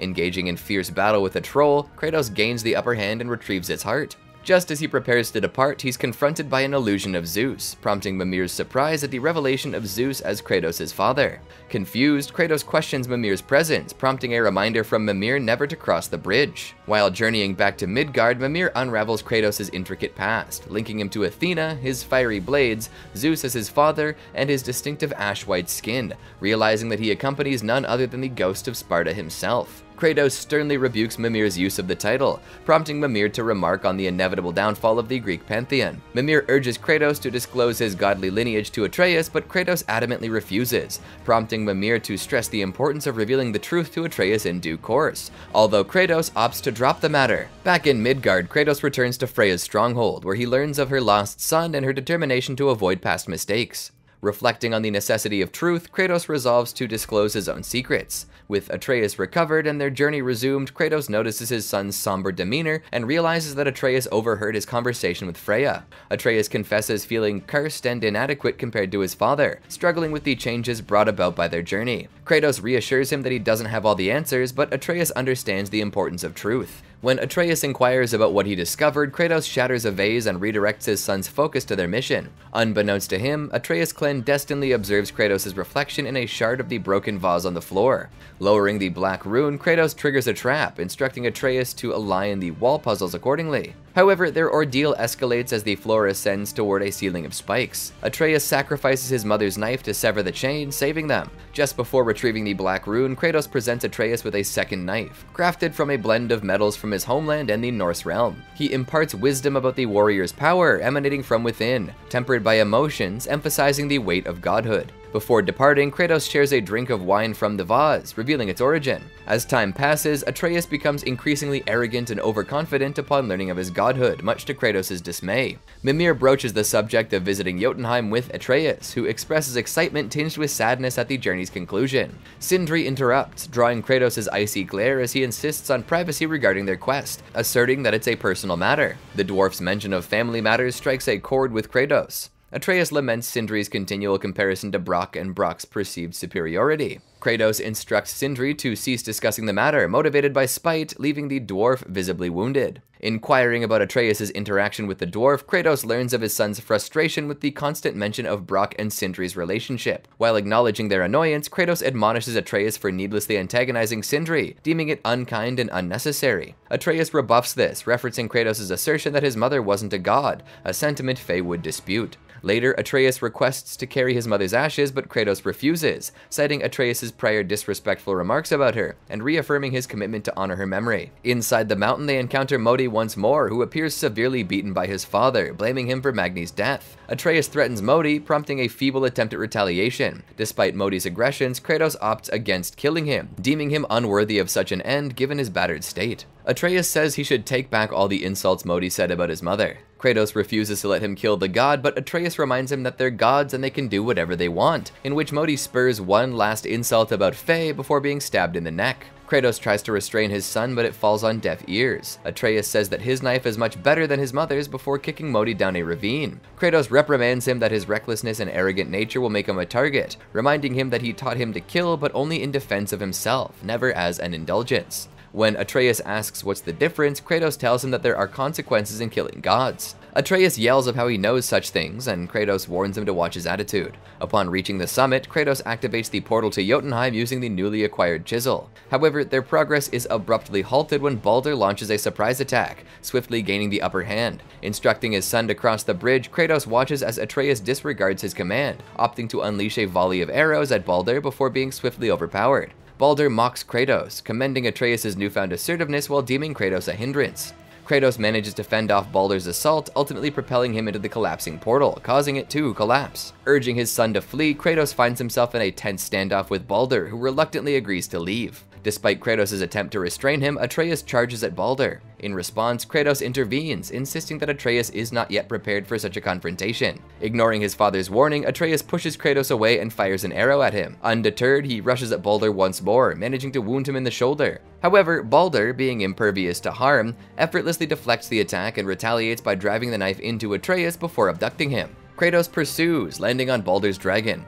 Following a brief skirmish, Baldur succeeds in knocking Kratos off, but Kratos lands safely on the temple bridge. As he races towards the temple, Brock questions who activated the bridge. Kratos catches up to Baldur, informing him that the portal is locked to Asgard, spelling imminent doom for Baldur when the full might of Asgard descends upon him. Kratos then redirects the portal to Helheim, causing all three to plummet into its depths, hurtling over the Bridge of the Damned. Kratos sternly reprimands his son, reasserting control. They embark on their journey back to Midgard, guided by Mimir, who explains that the boat is their sole means of return, navigating halfway to the temple bridge. Along the way, they encounter Baldur once more, triggering a flashback revealing the origins of his invulnerability and his mother's identity as Freya. Freya's protective spell rendered Baldur unable to experience sensations like food or warmth, leading to profound regret for not being able to feel anything. Kratos and Atreus eventually reach the boat, but it becomes lodged midway. Reluctantly, Kratos allows Atreus to assist in freeing it. Though they manage to dislodge the boat, Mimir warns them that while they'll return to Midgard intact, there's no alternative route to Jotunheim. As they approach the bridge, both father and son witness a vision of Zeus encountering a younger version of Kratos, leading to Kratos killing Zeus. Atreus urges his father to focus as they near the bridge, which is on the brink of collapse due to surrounding fires engulfing the boat. After a crash landing in the realm travel room, they discover a missing panel detailing Tyr's travels to other lands, including Greece. Mimir realizes that an alternative route to Jotunheim exists through crafting a key and unlocking the concealed Jotunheim Gate, a testament to Odin's unwavering hope. During their return journey to Midgard, Kratos questions Mimir about Baldur's vulnerability, to which Mimir responds that there is none. He is impervious to all threats, physical and magical. They deduce that Freya bewitched Mimir during the reanimation process to prevent him from revealing Baldur's vulnerability to mistletoe, compelling him to mechanically repeat the phrase invulnerable to all threats, physical or magical, whenever the topic arises. Upon presenting the key-making plans to Brock, he declines, citing his preference for crafting weapons of war rather than tools. Sindri arrives and the brothers reconcile, joining forces to craft the key. When Atreus inquires about the altered rune, Sindri explains that it required reforging. Descending to the lower section of the temple, Kratos activates the door beneath the travel room, revealing the Jotunheim travel stone lying on the floor. However, they realize the room is inverted and could be flipped. Maneuvering through numerous traps and battling enemies, they succeed in breaking the chains anchoring the temple and flipping it over, enabling Kratos to retrieve the travel stone. Mimir elucidates that Tyr utilized the travel rune to forge his own path, explaining his ability to journey to other lands within the realm between realms. Upon entering the void, the travel stone imbues the duo with protection as Kratos plunges into the abyss. Remarkably unscathed upon landing, Atreus discerns that the missing Jotunheim tower had been situated within the realm between realms all along. Entering the tower, they place the stone onto a pedestal, which absorbs its energy. Following intense battles against numerous enemies, Kratos unlocks the door, leading them back to Midgard. With the tower restored, the trio, including Mimir, secure Jotunheim. However, Mimir realizes the absence of the travel crystal. He explains that they require his other eye to access the realm. Promptly, they inquire with Brock and Sindri, but Sindri's germophobia hinders him from completing his part. Brock reveals they stored Mimir's other eye in a vault within a statue of Thor, which the world serpent had consumed. Kratos proposes entering the serpent's belly as the only means of retrieval. Rushing to the horn, Mimir calls upon the serpent once more, requesting passage into its stomach to retrieve the eye. Agreeing, the serpent allows Kratos and Atreus to row into its belly, where they successfully retrieve Mimir's eye. However, as they depart, they hear a rumbling from outside. They're expelled from the serpent's mouth as it falls unconscious once again. As Atreus ponders the serpent's assailant, Freya emerges, searching for her son, mentioning how the surroundings seem to call out to him. Kratos and Atreus maintain their distance, weary of her relationship with Baldur. Noticing Atreus' reluctance to approach, Freya inquires, prompting Baldur's sudden appearance from the icy river. Freya acknowledges Baldur's lingering anger, but he dismisses her attempts to understand. Before Baldur can harm her, Kratos realizes that vengeance won't bring him peace. Baldur threatens to confront Kratos after dealing with Freya, prompting Kratos to intervene, leading to a skirmish that Freya tries to halt by restraining both Kratos and Baldur. In the heat of battle, Freya restrains Kratos, while Atreus attempts to free him. Baldur urges Atreus to step aside, but instead Atreus shields his father, leading to Baldur punching Atreus only for the mistletoe arrow on Atreus' quiver to pierce Baldur's hand. Freed from his restraints, Kratos rushes to Atreus' aid, surprised to find him unharmed. Baldur, astonished by the arrow, begins to feel excitement as the spell breaks, but Freya intervenes again, controlling the reanimated corpse of Thamur to move them to a new location. Atreus queries how the mistletoe arrow broke the spell, and Kratos reveals that Baldur can now be killed. Freya expresses her intention to reason with Baldur, but Kratos declares his intent to kill him. Unfazed, Freya asserts her determination to protect him. Another skirmish ensues, with Baldur now vulnerable and experiencing pain. Midway through the fight, Kratos incapacitates Baldur, but Freya blocks their access. However, Kratos easily lifts her obstruction, spotting the crystal, and instructs Atreus to shoot at it in the precise moment, which he does. As the battle continues, Freya summons a legion of cursed creatures made from Vanir magic called the Legion to attack. While Kratos stuns Baldur, the reanimated giant, controlled by Freya, uses his chisel to separate them, prompting Baldur to vow revenge as he climbs the chisel, with Kratos and Atreus in hot pursuit. A brief struggle ensues atop the chisel before they all tumble off into Thamur's hand. In a grip, Baldur explains gratitude for the curse being broken, hinting at impending joy. Kratos unleashes his Spartan rage once more, breaking free with Atreus closely following suit. The battle rages on, with Kratos and Atreus gaining the advantage. As the fight nears its conclusion, Kratos employs his Blades of Chaos to stun Baldur, delivering a barrage of close-range frontal assaults. Kratos relentlessly pummels Baldur until Thamur intervenes, attempting to freeze them with his breath. Atreus summons the now conscious World Serpent to separate Freya and Thamur, leaving even Kratos impressed. Kratos moves to end Baldur's life, but Atreus points out his defeat. Kratos warns Baldur to stay away from them and Freya. Freya, however, asserts her independence, opting to deal with her son instead. Balder expresses resentment towards Freya's interference in his life, accusing her of stealing his existence. Freya acknowledges her mistakes and offers herself to Balder's wrath, but Kratos intervenes, quoting Zeus and emphasizing the need to be better. With resolve, Kratos snaps Balder's neck, ending his life once and for all. Upon discovering her son's lifeless form, Freya threatens Kratos with a powerful curse.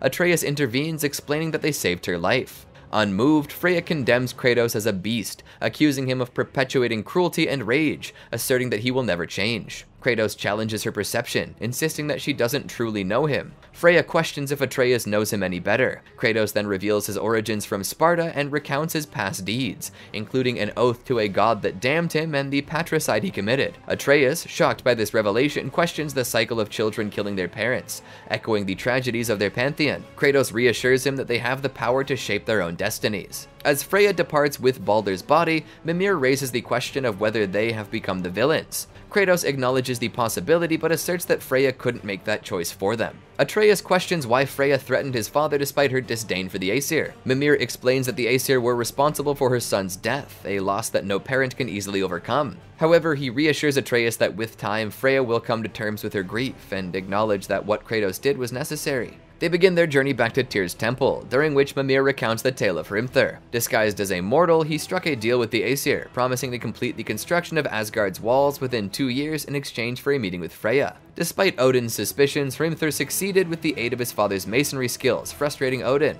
After meeting with Freya, Hrimthur whispered something to her before departing, only to be confronted by Thor. Despite feeling betrayed, Hrimthur remained indifferent as his scheme was accomplished. Mimir speculates that he may have deliberately weakened Asgard's defenses and shared this knowledge with Freya. Upon reaching the Realm Travel Room, Kratos activates the mechanism to unlock Jotunheim, directing Atreus to position Mimir's head correctly. Mimir suggests that he remains behind to avoid his decomposing head from spoiling their moment, a proposition met with Brock and Sindri's unexpected arrival. Although initially hesitant, Mimir consents to their presence, realizing it's their only option. Passing Mimir's head to the dwarves, Kratos and Atreus enter the realm, urged by Mimir to hasten their return. As they approach the giant's fingers, Kratos decides it's time to reveal the truth, unwrapping his bandages to signify an end to secrets. Finally, Kratos hands Atreus the bag containing his mother's ashes. Entering a vast chamber, they encounter towering statues of giants, likely the last remnants fleeing Midgard. As they depart, Atreus inadvertently triggers the crumbling of the wall, revealing a mural depicting significant moments: his mother among giants, their encounter with the world serpent, the mountain dragon, the stone mason, and their battle with Balder. Realizing the giants foretold their journey, Atreus grasps the significance. Kratos reassures him that their odyssey is his tale too, and every parent harbors secrets,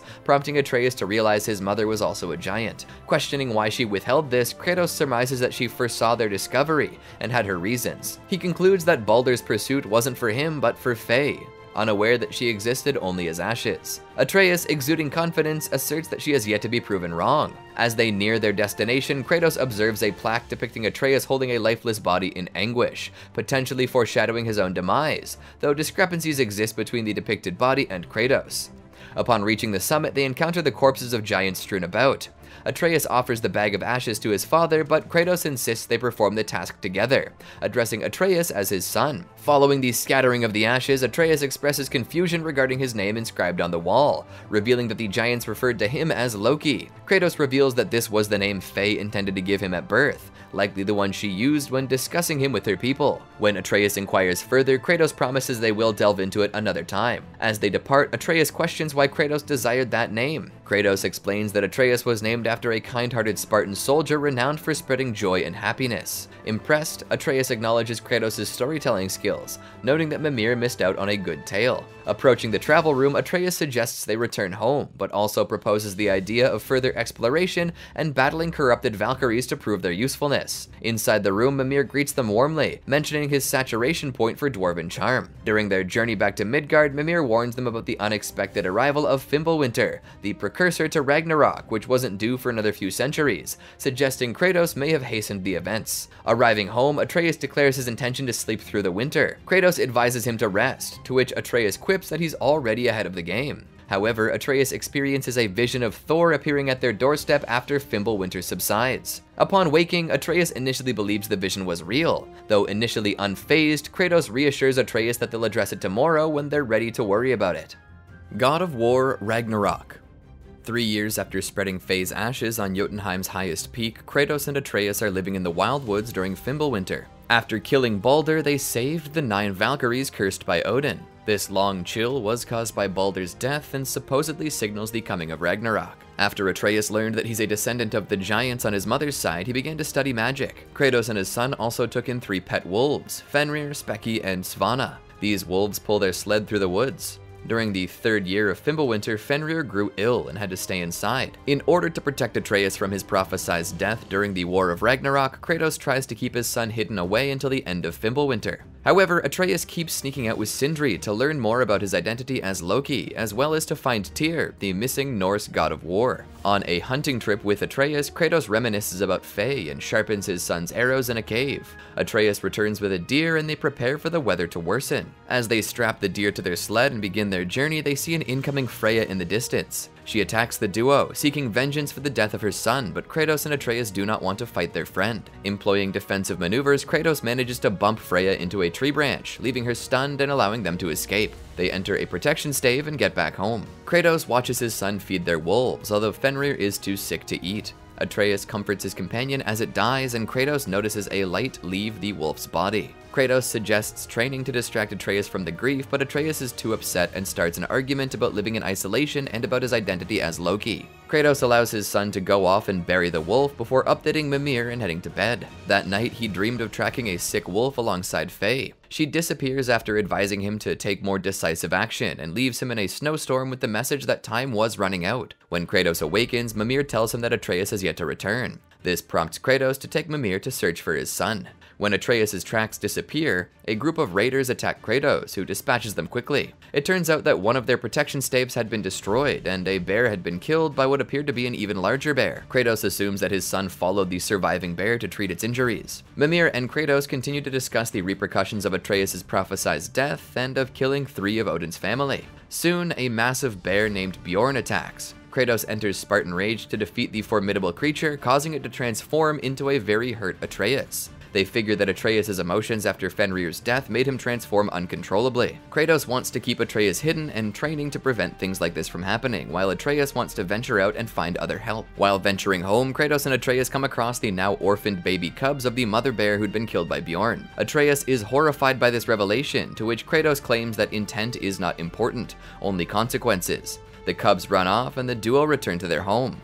A lightning storm awakens the two, heralding the arrival of the Norse god of thunder, Thor. Kratos does not want this unexpected visitor, but Thor insists, producing a bottle of mead. Soon, Odin the Allfather arrives and joins them at the table. Odin says that he understands why Kratos killed Magni and Modi, but that killing Baldur was a step too far. This put Kratos in debt to Odin, which could be paid by Kratos and Atreus staying away from the Aesir gods altogether. This revealed to Kratos that Atreus had been searching for Tyr. Mimir warns Kratos of Odin's duplicitous nature, and Kratos rejects the deal. With this, Thor summons Mjolnir and attacks Kratos. They fly out of the house, ending up at the Temple of Tyr. There, Kratos summons his axe and attacks, but Thor keeps the advantage. He almost kills Kratos before defibrillating him with lightning, demanding to see the ghost of Sparta and the true nature of the god of war. After delivering a few blows dedicated to his fallen sons, Thor clashes his hammer with Kratos' axe, causing a massive explosion. He even damages Kratos' guardian shield. Thor eventually grabs Kratos by the throat, claiming superiority and saying that Odin has plans for Atreus. This is enough to make Kratos enter Spartan Rage and knock one of Thor's teeth loose. With this, Thor is satisfied that his blood debt is paid and flies away. After his fight with Thor, Kratos runs into the Huldra brothers, Brock and Sindri. He asks for their help getting home, as Odin is still with Atreus.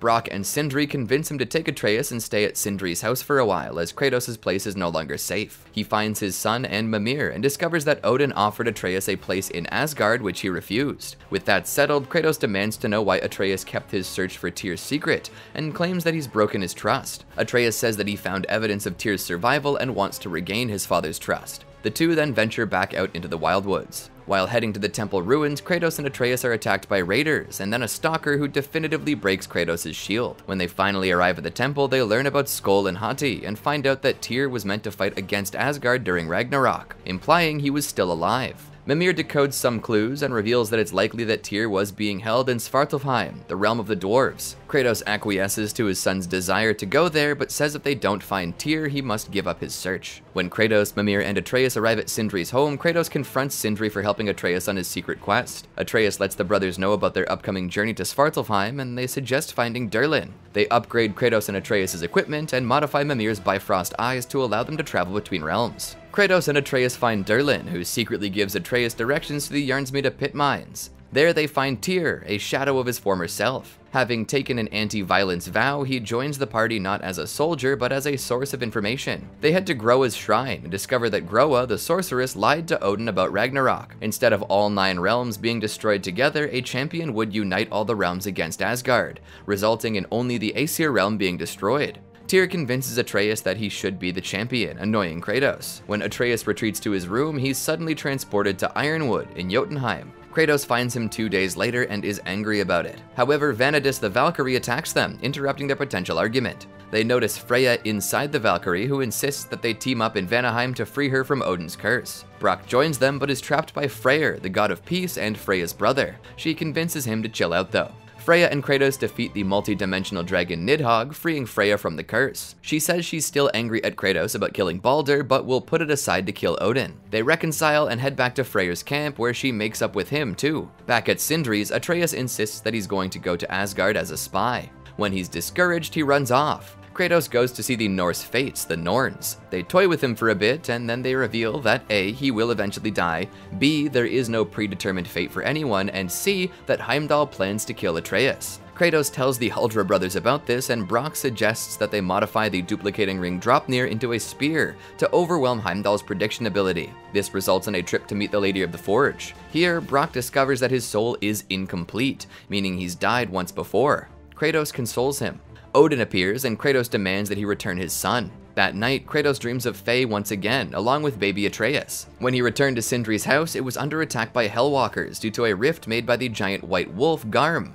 Apparently, Atreus, along with Thor's daughter Thrud, released it. Atreus and Kratos reunite and are transported to Helheim by Ratatoskr. There, they kill Garm, but he resurrects thanks to having no soul for them to actually kill. Atreus realizes that Fenrir's soul is inside of his knife and transfers it to Garm's body. Kratos then commands the wolf to return to Midgard. Kratos and Atreus reveal some secrets to each other and make up before returning home. After finding Skoll and Hati and having them return the day-night cycle, Kratos and Mimir face off against Heimdall. Kratos ends up being the first to ever hit Heimdall, and their battle rages on for a while. At first, Kratos does not want to kill him, but his rage takes over and he brutally ends Heimdall's life. Kratos takes his horn, Gjallarhorn, and they escape. Atreus then tells everyone about Odin's mask, with Tyr saying that he will take everyone to Asgard to fight Odin using the mask as leverage. Brock, however, is suspicious, as Tyr had never told anyone that he had a way to Asgard. This causes Tyr to reveal that he's been Odin in disguise this whole time, and he kills Brock. Kratos, Mimir, and Atreus travel home, where Kratos tells his son to confront his mistakes instead of running away. They then meet with Sindri, who severs their friendship.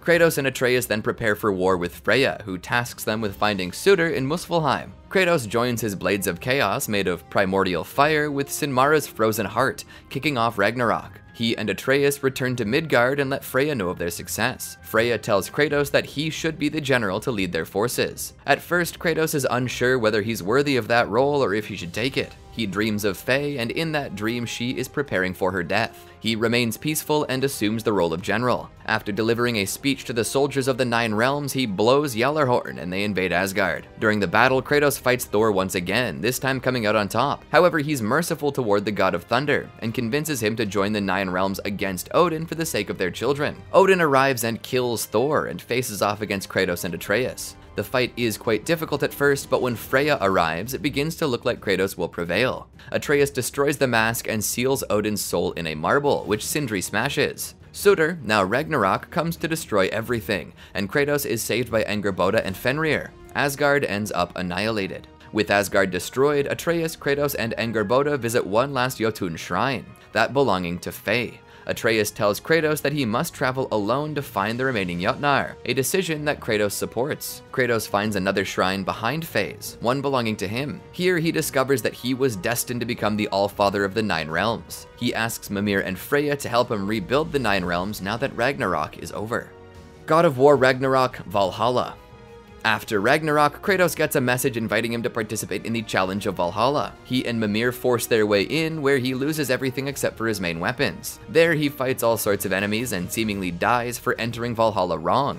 He and Mimir resurrect and meet up with Freya and the Valkyries. They get mad at him for coming to Valhalla, and Freya offers up the position of Norse god of war. Kratos, ignoring this, re-enters Valhalla, this time via ritual. He has a flashback of being the Greek god of war and remembers Helios. As he ascends higher, Mimir's head is replaced by that of Helios, and Kratos continues having Greek flashbacks. He almost sacrifices Helios' head before realizing it was still Mimir. They're saved by Sigrun, and they continue on back into Valhalla. It turns out Tyr is the one who invited Kratos here, and hoped it would help him find peace. Kratos defeats Tyr 3 times, reliving different parts of his life each time. After defeating Tyr a 4th time, he sees a vision of himself on the throne of war from years gone by. He comes to terms with his anger and rage, and decides to become a god of hope rather than a god of war. With this revelation, he accepts Freya's proposal, joining her new council. And that, my friends, brings us up to date with Kratos' most recent exploits. So, what did you think? What's your favorite era of Kratos? Your favorite God of War game? What do you think will happen next? Make sure you let me know down in the comments and subscribe to the leaderboard for more like this. Thanks for watching, and we'll see you next time.